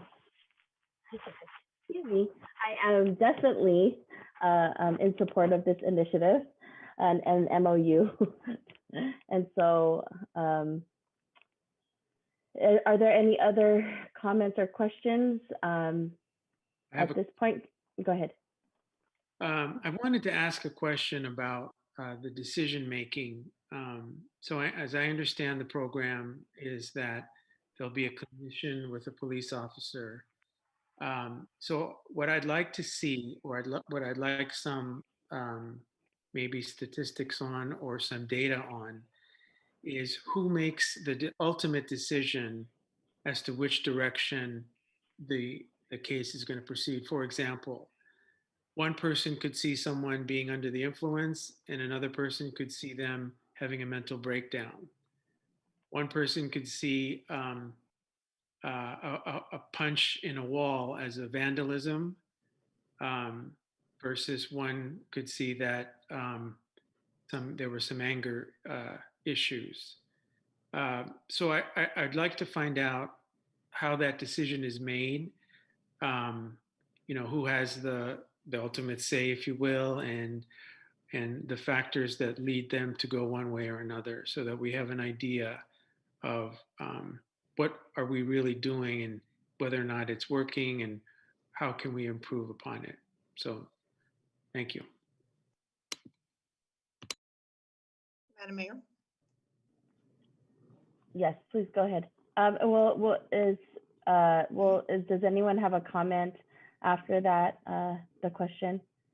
I'm sure. I wasn't sure if the councilman was talking about collecting data and moving forward, or what's going to happen tomorrow. Or I should say when the program starts. I wasn't clear on that. Yeah, I actually both. I wanted to know how that decision making is going to be done. Let's say you get a case tomorrow and you see hypothetically that kind of situation. Where is it going to go, and what factors, I guess, make a decision, and who has the ultimate sort of say? Sure. So ideally, well, not even ideally, the program is put together so that decisions are made in a collaborative fashion. So it won't necessarily be law enforcement specific, or it won't be clinician specific, but together we'll come up with the best solution for the problem. Ultimately, what's going to happen is if there's an incident where we have, say, a crime scene that's certainly more worse than, say, a punch in the wall, but maybe there's a significant crime against a person where there is a mental health illness or mental illness involved, the police department is going to have a more significant role in that type of scenario. And we're going to have to make more decisions in that scenario. But more in a more simple situation or a more benign situation where there's no crime, there's no violence, there's no public safety, that's going to be all on the clinicians' hands, and they will be making decisions. And ideally, when we have a situation where there's crime and the police have to be involved, we will be working with the clinicians to come out with the best possible outcome for all parties, and certainly taking into consideration the welfare and health of the individual that was in crisis. So I hope that answers the question. And it's a really good question. And I will just add to that so if the person does need to be arrested, we will activate our forensic mental health team that's in the jail. And then we also have all of our pathways and Service Connect and a mental health court. And so we will, my teams will remain involved in a situation where a person needs to be arrested because they committed a crime, but there's also a mental health component involved. Thank you. Thank you very much for that clarification, Councilmember DiGiovanni. Thank you very much. I just want a clarification for our community members that the funds, correct me from looking at the MOU, the funds do come out of our PD budget. Is that correct, Lieutenant Mussman, for the current, the 156,000? Maybe Tim can answer that best. Mr. Nevin? Oh, hi, Mr. Nevin. Good evening. Yes, the funds for this current fiscal year, if a clinician is hired prior to July 1st, will come out of the current police budget, and then the 2 years of the full pilot program, those budget dollars will be requested this coming spring for 21-22, and then for the following year it'll be in that budget as well. Thank you. So the PD will be providing the funds. Thank you very much. You're welcome. Thank you, Madam Mayor, and thank you, Mr. Nevin and Lieutenant Mussman and Ms. Bessler. Thank you. Thank you very much. I'm looking at my screen. If there's any other comments or questions, Vice Mayor. Yes, Mayor. I just have a quick question. Why only 2 years? I don't know, maybe Jen can answer that better. I think it was just a starting point. It's not like it's going to end in 2 years. Hopefully, we just put together an end date because it is a pilot program, and we hope that it will evolve and turn into a permanent program, whereas some of the public comment came in where we hope to have 4 or 6 people in Daly City, and we hope to have the police not responding to certain calls, but we're just not there yet, and we just can't jump into that. So we put a 2 years on it. I'm not sure how that 2 years came about. I think that came from above, actually. Probably. Is my mic gone crazy? Yeah, I think that came Yes. from the Board of Supervisors themselves, I believe. But I could be wrong, don't quote me. But either way, it's not an ending to the program. It's just an end date for the pilot program. Got you. And another question is, how were the cities selected? That I could not answer. Maybe our city manager might have a better idea there. To be honest, the first 3 cities that were selected, I don't know how they were selected originally. What I do know is that my relationship with Supervisor Canepa allowed a conversation about Daly City being involved with this program, like I said earlier. So I don't know how the first 3 were picked, but I do know that Daly City definitely inserted ourselves into this program to address the concerns that we've been hearing from our community and our nation in general. And because regardless of the information that we learn, it's all going to be good information. And I'd like to echo the sentiment from, I think, everybody here that if this is successful, we definitely, staff for sure, would recommend this being a more robust program. And certainly we can talk about it after the 2 years are up, or even at the midpoint, if it proves to be successful even in a year, there are discussions that can be had among the council and staff. Great, thank you.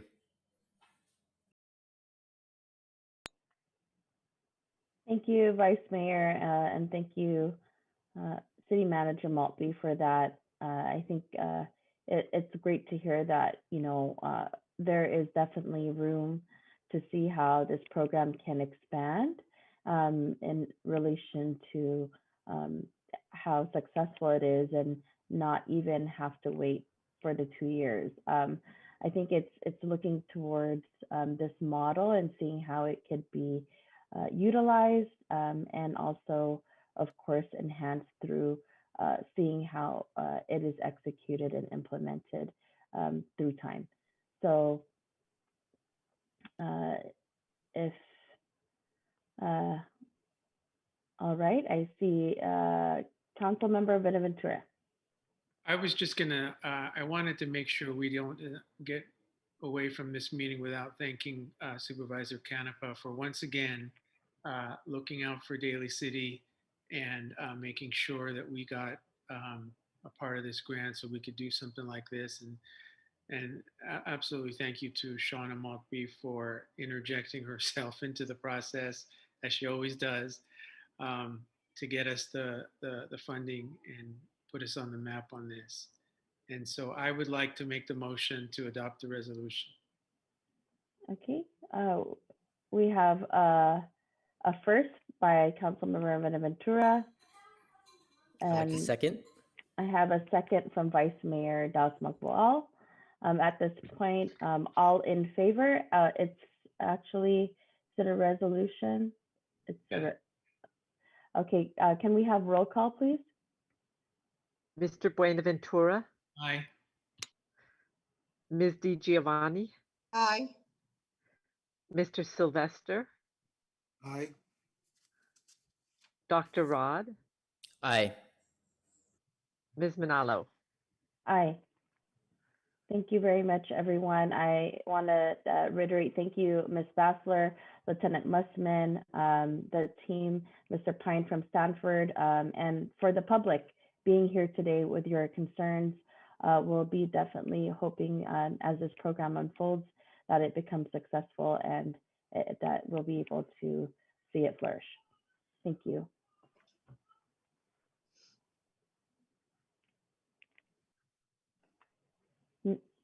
Now moving on to agenda item number 12.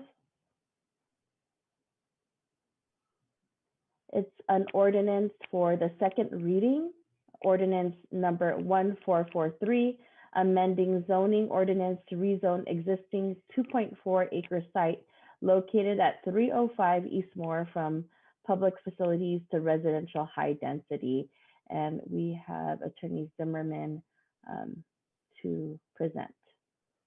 Thank you, Madam Mayor and members of the City Council. This item came before the City Council at its last regularly scheduled meeting for an ordinance introduction, ordinance number 1443. This is the second reading for the adoption of the ordinance and rezoning the existing 2.4 acre site located at 305 Eastmore Avenue.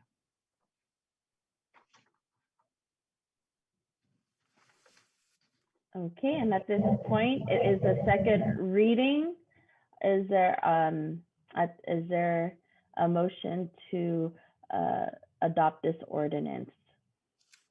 I'll make the motion to adopt the ordinance as put forth herewith.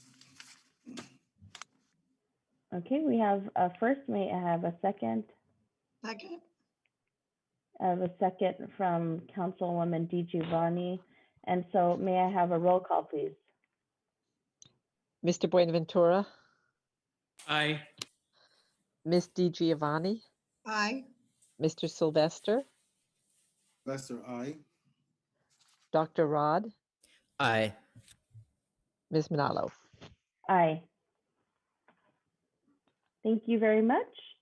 That passes unanimously. We will now move on to public appearances and oral communications. Note, speakers are limited to 2 minutes. And at this point, I will hand it over to Mr. Stolte. Okay, if there are any members of the public that would like to speak, please use the raise hand feature, and then I will call your name.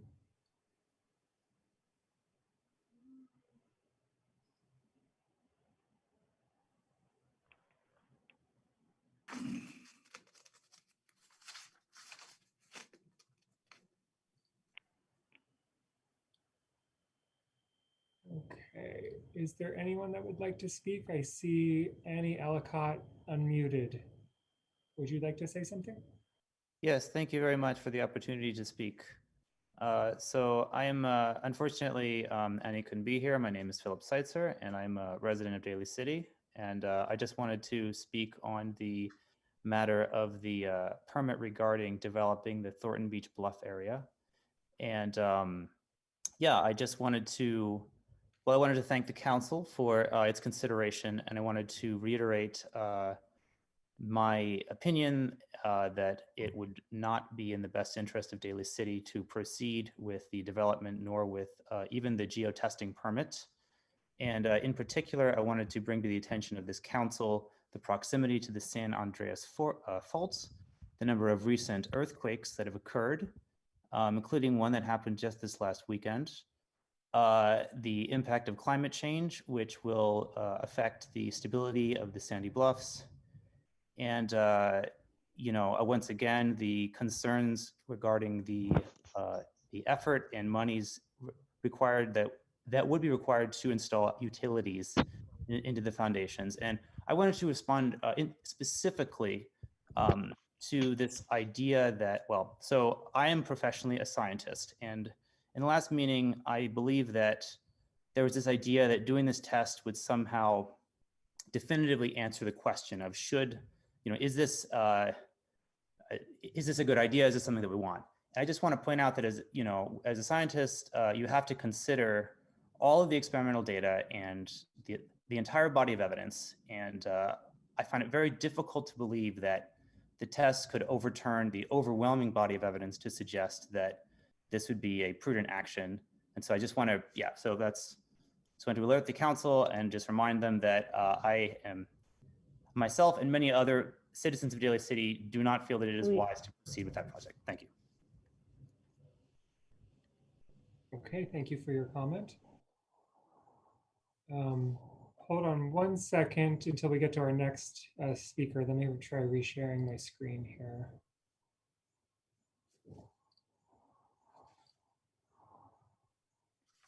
Can you all see my screen? Hopefully.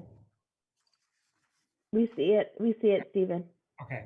The next person with their hand raised is Nick Ochipinti. So if you'd like to unmute yourself. Yes. I would like to speak in regards to, one, I would like to agree with the prior speaker in regards to Thornton Beach and that we should not be proceeding on that basis. We should not be continuing to drill and to test on a site where we know our city, even the foundation of our city, the founding of our city is on the basis of the 1906 earthquake and expanding population here. And so in that spirit, just understanding and remembering that our city is a safe place and that we should be preserving it. I would like to speak to the resolution on to stop human trafficking. And so I want to praise the council on taking on that matter. It is real. We know that people here in Daly City have been trafficked and has been addressed on certain levels. I do want to say that in that spirit, the city should also consider demanding that the county and the county sheriff's office stop cooperating with ICE in our current day and moving forward with this new administration at the federal level. We know that those are our federal agencies that are assigned certain duties under prior laws. We know that those laws are a violation of other state laws or that they're in conflict with them, including California's sanctuary state law. And so in consistency with that, I will ask the council in the spirit of stopping human trafficking and addressing it to understand that deporting people in our community, which has happened not once, but not twice, but 3 times in the last 2 years, only further exacerbates the problem of human trafficking in our community, especially with regards to our Latinx community, to our Asian American Pacific Islander community, which we are known to be an immigrant community by and large. Not only is it dangerous to separate families and separate children from their parents, it's dangerous to coordinate ICE transfers during an era where we're facing a pandemic. And we know that COVID-19 rates are higher in our community to begin with, amongst essential workers, low-income community, and amongst those being incarcerated. So I'll ask you to immediately take action on that in the spirit of taking action on this resolution, and look forward to seeing that progress very soon. Thank you. Thank you. I realize my timer is not able to be viewed, but that was within time. Thank you. Is there anyone else that wants to speak? Hey, Steve. Tatum. Hey, good evening, sir. Yes, I'm also following up on my colleague, Mr. Seitzer. So Tatum K, also a resident of Daly City. Really appreciate the council taking the time to hear these comments on the plot of land by Thornton Beach. Again, have the same concerns. I don't know if you've been out there lately, but in the last couple of weeks, due to the king tides, you'll see a significant amount of ice plant, more erosion along the water.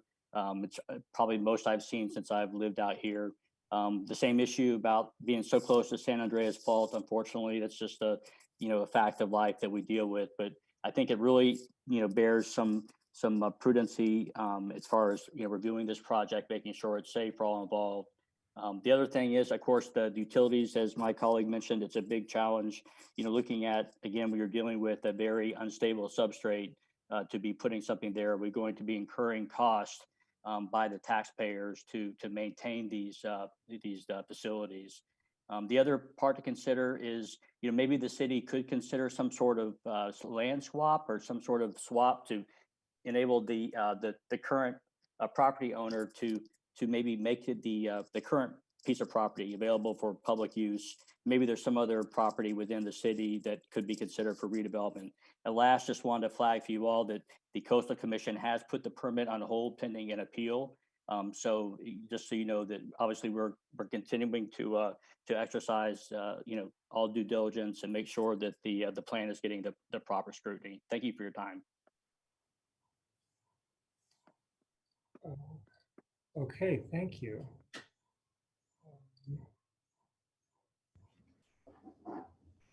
Are there any other members of the public that would like to speak? If so, please raise your hand.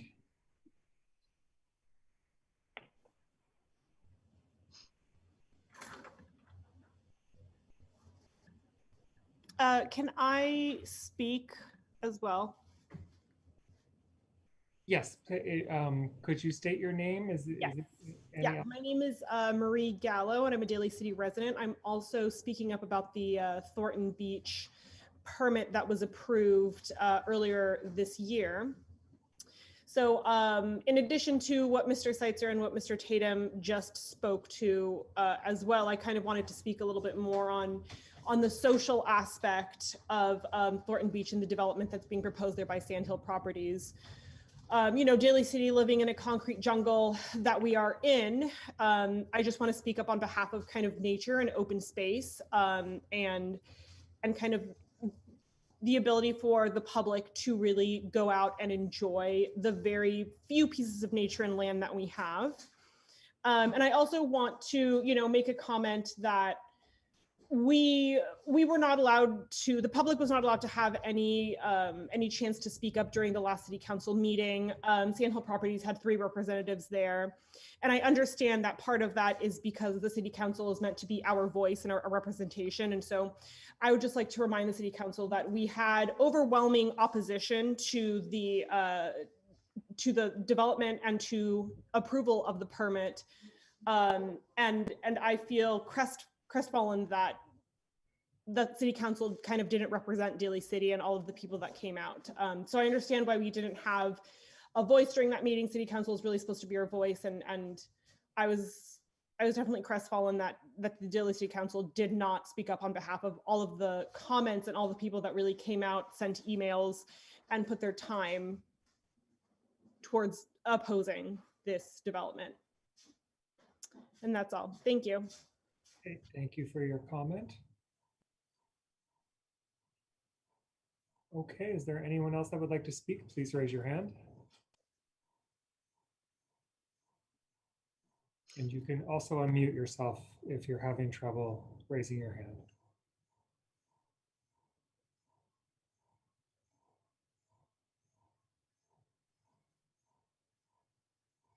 Okay, Mayor, it looks like we have concluded public comment.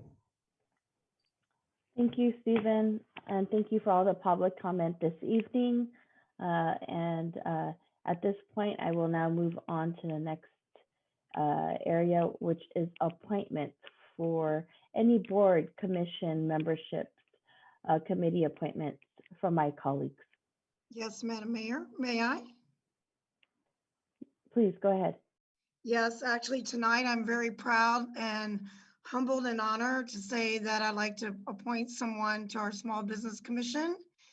And that would be someone that we all know and love in our community, who's rooted in our community, and that Maria Cruz Carson of Air Lollipops, who's the proud owner and community member here, that we're very humbled that she accepted and will be a great asset to our community, and thank her publicly that she always rises to the occasion to help the community members and was instrumental and did not hesitate when I called her primarily at the last minute when we honored our nurses in front of Seton for those balloons in the middle of COVID. She did not hesitate, even though she knew that she did it with contactless means. I want to say she's very resourceful and she's familiar with a lot of us and went to school with many of those in the community and does great things philanthropically, even in the Philippines, where she gives back to the communities in those children in the streets and has a big heart.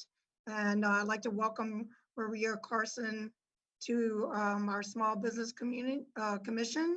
And I'm sure we have to vote on it first, but maybe she would like to say something after we vote.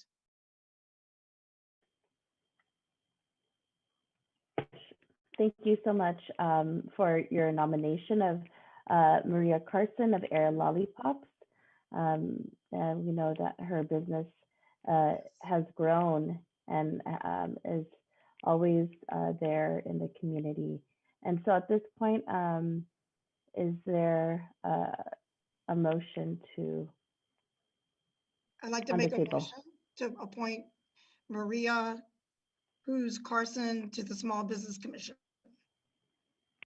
Okay, and then at this point, do we need a roll call vote, Ms. Zimmerman?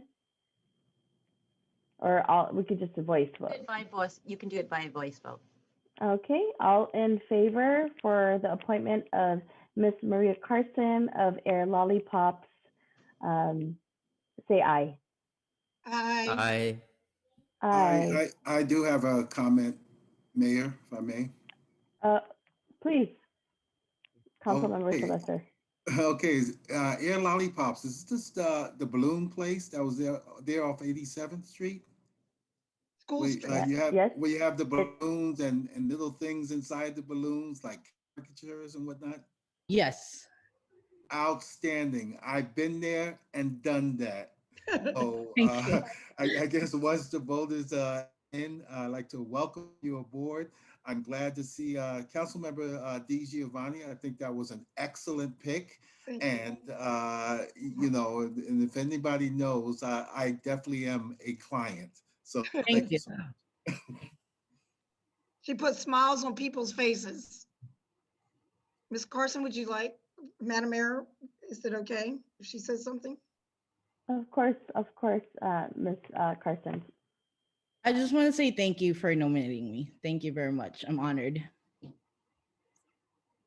Humbled and honored that you accept and look forward to your addition to this. And thank you for putting all those smiles on everybody's faces during COVID.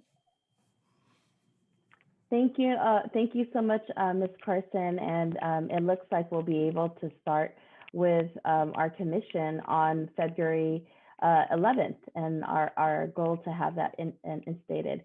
And I will say, Ms. Carson, utilize your business many times, and you do wonderful creative work, I will say, over the years, and we've seen that I think even my best friends utilized you for my recent baby shower.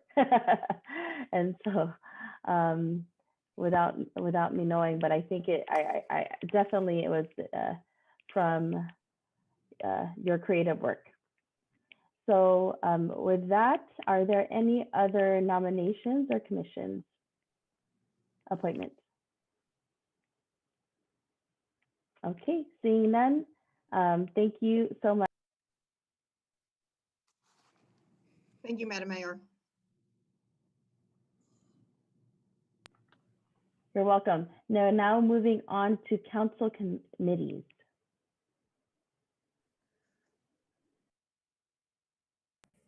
Mayor, I have one report for a council Please, committee. Vice Mayor.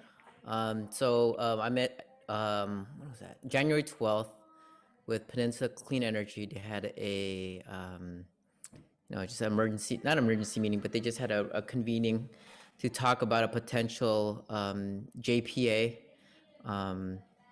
Joint Powers Authority, and creating a super JPA with other clean energy, like organizations such as PCE, Peninsula Clean Energy. So there was a talk about creating a super JPA with East Bay Community Energy, Silicon Valley Community Energy, San Jose, Central Coast Community Energy.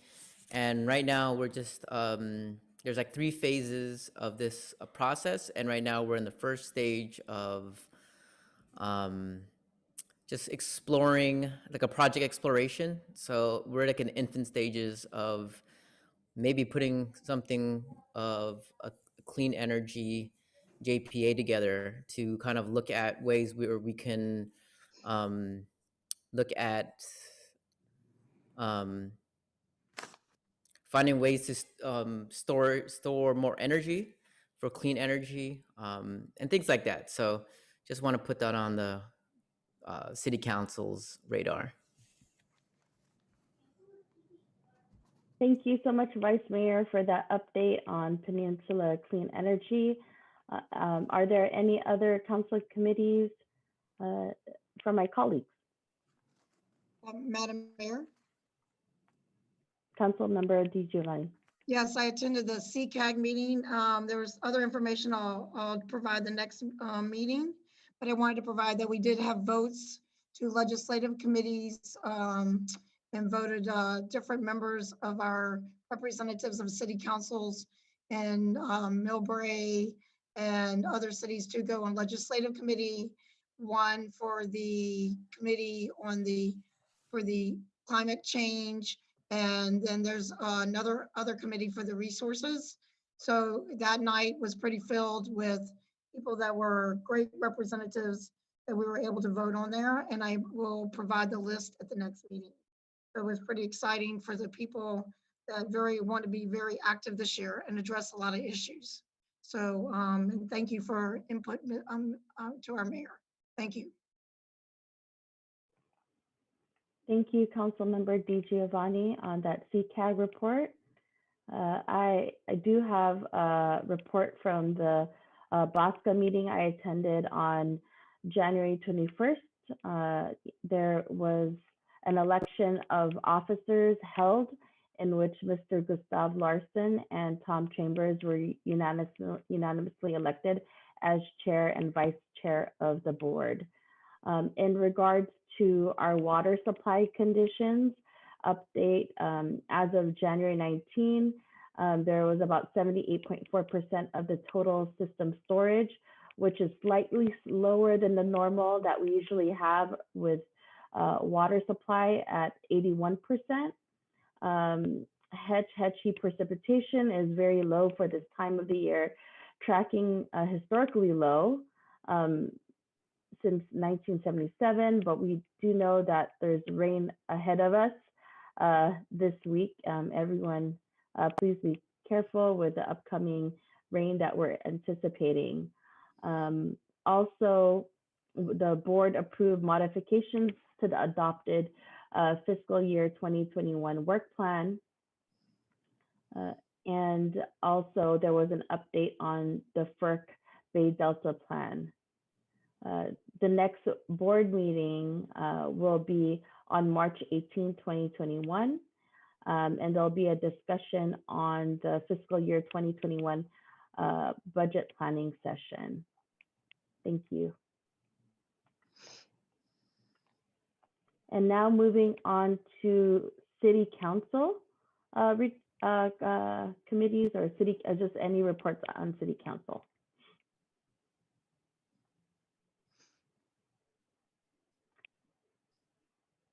If there's no reports on city council, at this point, I'd like to, and many probably have heard already, that the state has lifted the regional stay-at-home order that happened just today. So, we're now back into the 4-tiered color-coded system and are currently in Tier 1 purple, which is the most restrictive as COVID remains widespread. And so what that means until there's, the County of San Mateo remains aligned with the state because there's no additional restrictions at this time. And for those of you watching, that means restaurants can offer outdoor dining as well as takeout and delivery. Gatherings are restricted to no more than 3 households, outdoors only. Places of worship, outdoors and modifications, movie theaters, gyms, fitness centers, museums, zoos, aquariums, and outdoors only with modification. Hair salons, barbershops, personal care services, open indoors with modification, and all retail centers, malls, swap meets, open indoors with modification at a max of 25% capacity. Common areas are closed and food courts are closed. Offices are for non-essential workers, and for offices for non-essential workers is only through remote. Outdoor playground and recreational facilities are open with modifications.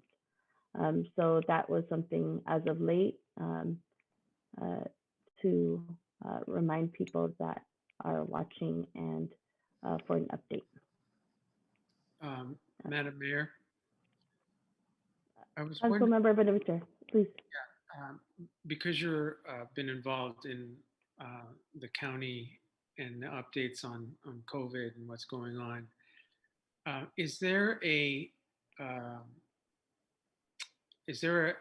possibility that with respect to the vaccine, if Daly City could be considered as a site where I know that there have been talks of having vaccine distribution centers. I know San Francisco just opened up theirs, and I had heard that they were going to be doing it at San Mateo, the event center, although I'm not really sure.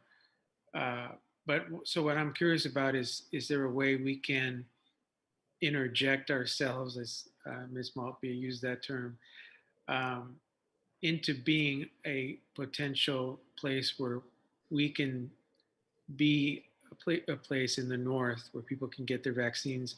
Or do you know if Seton already has something in place where they're going to be doing it? That's what my curiosity is. Thank you.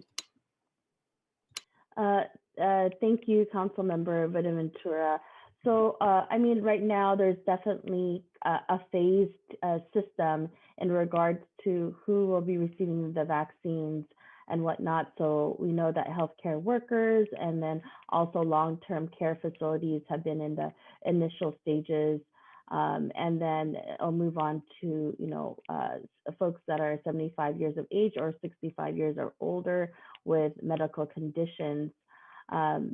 I think, you ask a point around accessibility to vaccinations. Right now, I know how it's being rolled out is connected to what insurance you have in regards to what medical facility you actually get your vaccination from. And then also there's county-wide, opportunities to receive those vaccinations. This can be brought up. I'm happy to bring it up to the county call in regards to seeing if there's a possibility to have it closer or within Daly City. and maybe there's any other updates, I will ask Mr. Stolte, but I think for now, that's where it's at. I mean, we were actually the very first area within one of the first areas in the Bay Area to have the drive-through vaccinations in San Mateo County. But you definitely bring up a point in which making sure there's accessibility here in the North County. Thank you. Thank you, Madam Mayor. There is news in regards to testing, regards to COVID-19 testing, and that's something that I know Student Hospital is able to provide at about 500 tests a day, and something that community members can avail. They're just looking to a way to roll it out, and also they're in need of volunteers to help kind of help facilitate that. So that's another testing site that will be available to our Daly City community. Madam Mayor, even at the curative.com, remember they have the Jefferson High School still has theirs, usually on a Friday. And then they've been having them at the Bay Shore School, and they can check online at curative.com for Bay Shore School as well. Thank you, Madam Mayor. Thank you. I don't know if Stephen, are they still utilizing I think they're not utilizing the testing anymore for the mouth swabs. They've switched out. So it's no longer correct curative. So it is they are but they're doing the nose swab. Curative switched. Last Saturday they did nose. You're right, but they did switch to nose. But it is curative. So we'll get that information on our website and provide it for the community. I was just sharing that there's additional opportunities that will be provided by CN. There's definitely opportunities in our community right now, as mentioned, that has occurred through the Bay Shore and also with the Jefferson Union High School District, which is wonderful that these have been accessible to our communities. And we'll make sure to have updated information for our communities. If you also will get that information through our weekly PSA.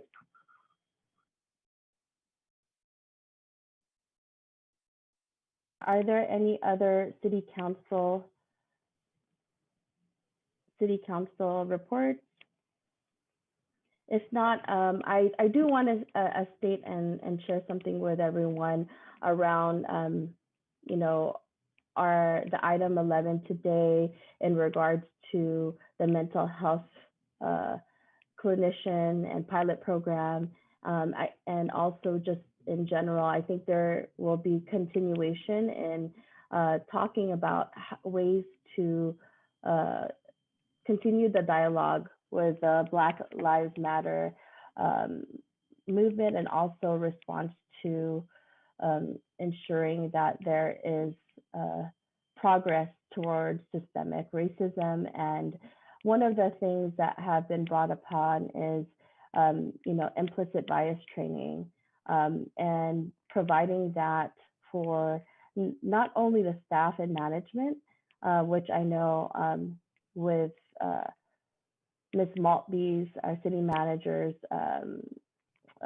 implementation will be looked upon within the whole city, Daly City organization, but also providing it for our commissioners, you know, and this is something I think is a holistic approach to the city of Daly City, and something within the pipeline. And it was brought up in our previous meetings, and hopefully is something that we will be able to implement not only with staff, with our commissioners, and hoping to see how my colleagues, even on city council, would like to take these types of trainings with one another.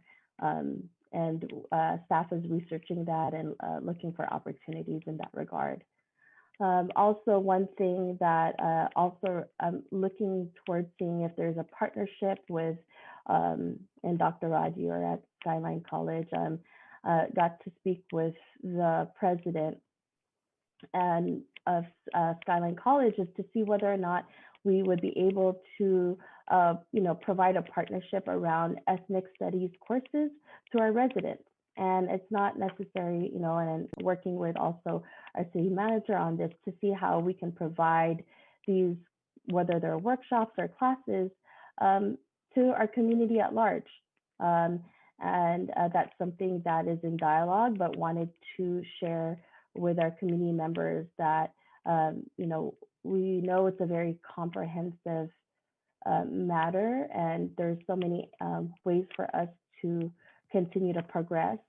I hear it also when we're here on council with Council Member Ray Ventura talking about, when we do our bidding, how are we ensuring that there are access to people of color businesses, right? And that there's an equal playing field in that regard to small businesses.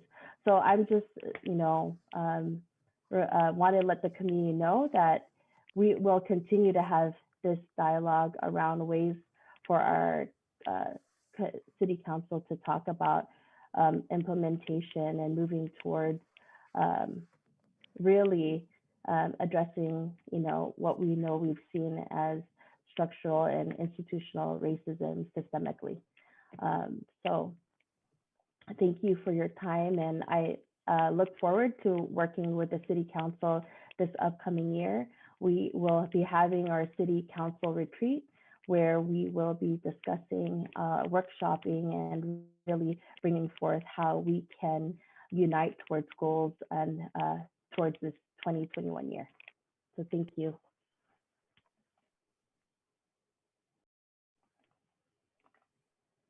Thank you. So at this point, I will now move on to our adjournment.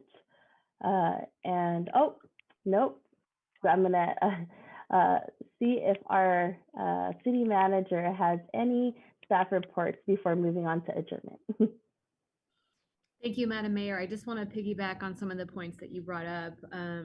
So with regard to the anti-bias training, I just want to advise you, the council and the community, that our Daly City Police Department did take anti-bias training in December of 2020. So that's fairly recent for all of our officers. But we are looking, in addition to the diversity training that we offer to all employees and the anti-discrimination training that's mandated by law, we are looking at extending the anti-bias training, not so much with a law enforcement focus, but in generalities, to our workforce, to our commission, and to our council.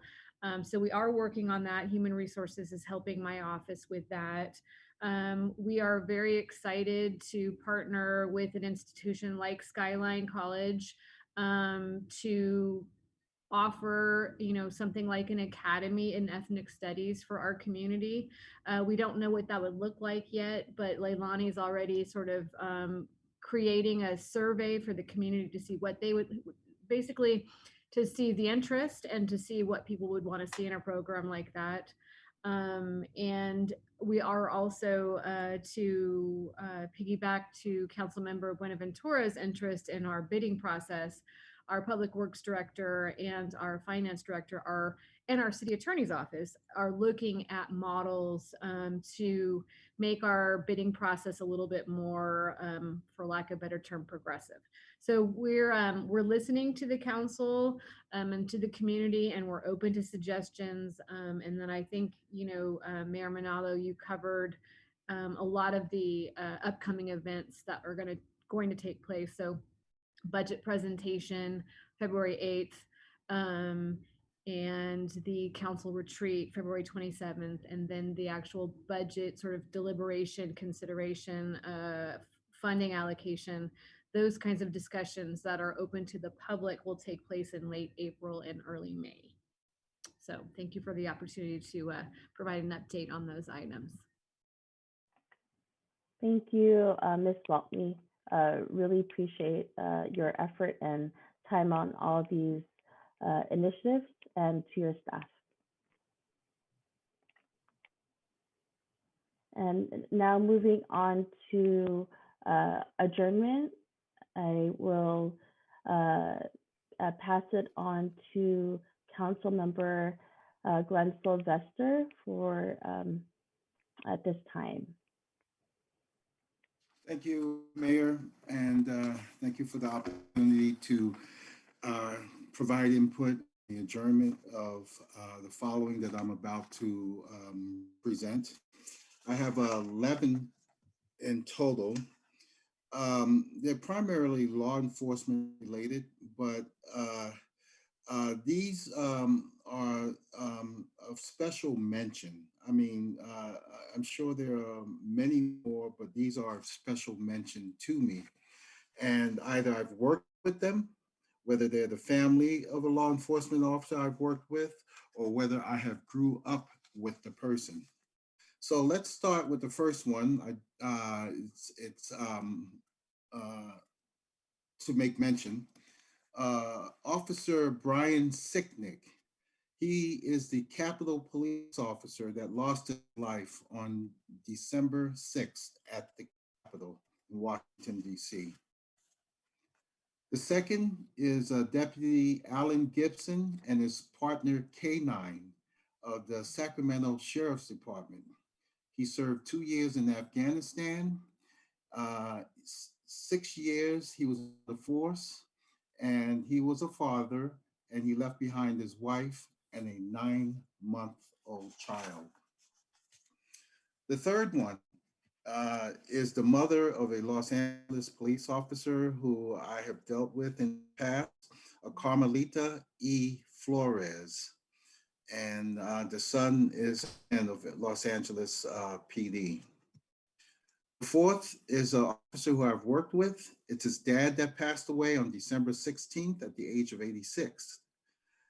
He immigrated from the Philippines to the United States in 1972 and worked in the accounting field for many years and was a Mason. He enjoyed spending time with his family and friends and was always the life of the party, a Rodrigo R. Aldovino. The fifth is a Don Jong. Apparently Don Jong and I went to school together at Balboa High School in San Francisco. He was born in 1954. And what's so special about Don is his son bears the same name as my son, and they are both in law enforcement, with his son being at the California Highway Patrol and my son with San Francisco Police. He was always a kind-hearted guy, outgoing, incredibly generous, and had an infectious smile and laugh. And he was greatly loved by his friends and family, and he is survived by his wife, Maria. In this particular case, just only 2 months ago, he sent me a score sheet from 1972 showing bowling scores that we bowled together at a team at Castle Lanes in San Francisco. The next is a Captain Ken Foss of San Francisco Police Department. The next is Victor Salvaria, who just recently retired from the San Francisco Police Department and had not gotten his first retirement check. Next is a supervisor of mine, Richard Frost of San Francisco Police Department. Next is a Lawrence Mack of San Francisco Police Department. Next is a Norman Lee of the San Francisco Police Department and also happens to be a Daly City resident. Next is a David J. Dillon Jr., Captain, San Francisco Police Department. And lastly, I have Mr. Earl Sanders. He was born on October 12, 1937 in Houston, Texas. And after losing his mother, he moved to San Francisco and began building an acceptable life in the city that he loved so much. He was armed with a passion for education. He graduated from George Washington High School, City College of San Francisco, and Golden Gate University, earning a master's degree in public administration of justice. He was married to his wife, Espinola Wiley, who preceded him, and he has two children, a Marcus Adrian and a Marguerite Suzette. He was a loyal and supportive family man, and he adored his family very much. In 1964, he began an illustrious career with the San Francisco Police Department that would span nearly 40 years. For 25 years, he was a renowned homicide inspector, investigating and solving many of San Francisco's most infamous homicide cases. He also taught criminal investigation and lectured widely on civil rights and community police relations. His professional excellence and dedication resulted in Earl becoming San Francisco's first African American chief of police. And he is survived once again by his two children, Marcus Sanders and Marguerite Sanders. Thank you so much, Madam Mayor, and that's all I have at this time. Thank you, Council Member Sylvester. I'm sorry for those losses. And we will now move on to the employees and or their immediate families here in the city of Daly City. We have Anne Enerstein Franco. This is our finance department management analyst, Amanda Halber's grandmother. She is the granddaughter. We have Dennis Hicks, City Manager's Office Senior Executive Assistant, Charlie Morrow's uncle. Gloria Huey, Finance Department Management Analyst, Judy Huey's mother-in-law. Pasquale Murillo, Water and Wastewater Resources Department District Operator, the second, Robert Raigoza's father-in-law. We have Marty Smith, our Daly City employee, who is our public work sweeper operator. Let me read something. One moment, please. Marty Smith was born on September 22nd, 1962 in San Francisco, California. He grew up in Daly City, where he attended Westmore High School. Marty worked for the city of Daly City in the streets department as a street sweeper operator for the majority of his 29 years with the city. Marty was very well known among his coworkers as being outgoing, funny, and extremely reliable. Most people he worked with considered him a valued friend. Even when Marty was out on injury leave, he still visited his coworkers anytime he was in Daly City and kept in touch via phone regularly. Marty was an amazing father and grandfather as well. He is survived by his daughter, Brittany, his son, Michael, his grandson, Jacob, and his granddaughter, Sienna. Anyone who knew Marty knew he spoke of his family often, especially his granddaughter, who was his world. There was nothing Marty wouldn't do for his family and friends. He was very sociable, friendly, and always made people feel as if he'd known them forever, even if they just met. Marty enjoyed being around his family and friends and was known to always be there if anyone ever needed him.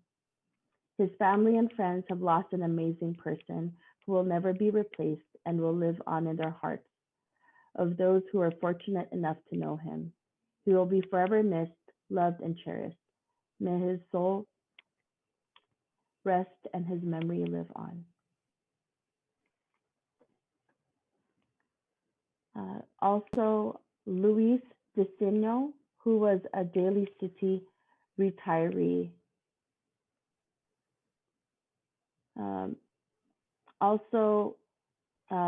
Although we're not adjourning in the memory of Jonah Miller, I wanted to let the public know that he recently passed away. And for those of you know, he was an active community member in our city of Daly City, and almost never ever missed one of our meetings. We will defer the adjournment for him, but I wanted to let the publicly know. So in honor of all of those that we've mentioned today, may we please have a moment of silence.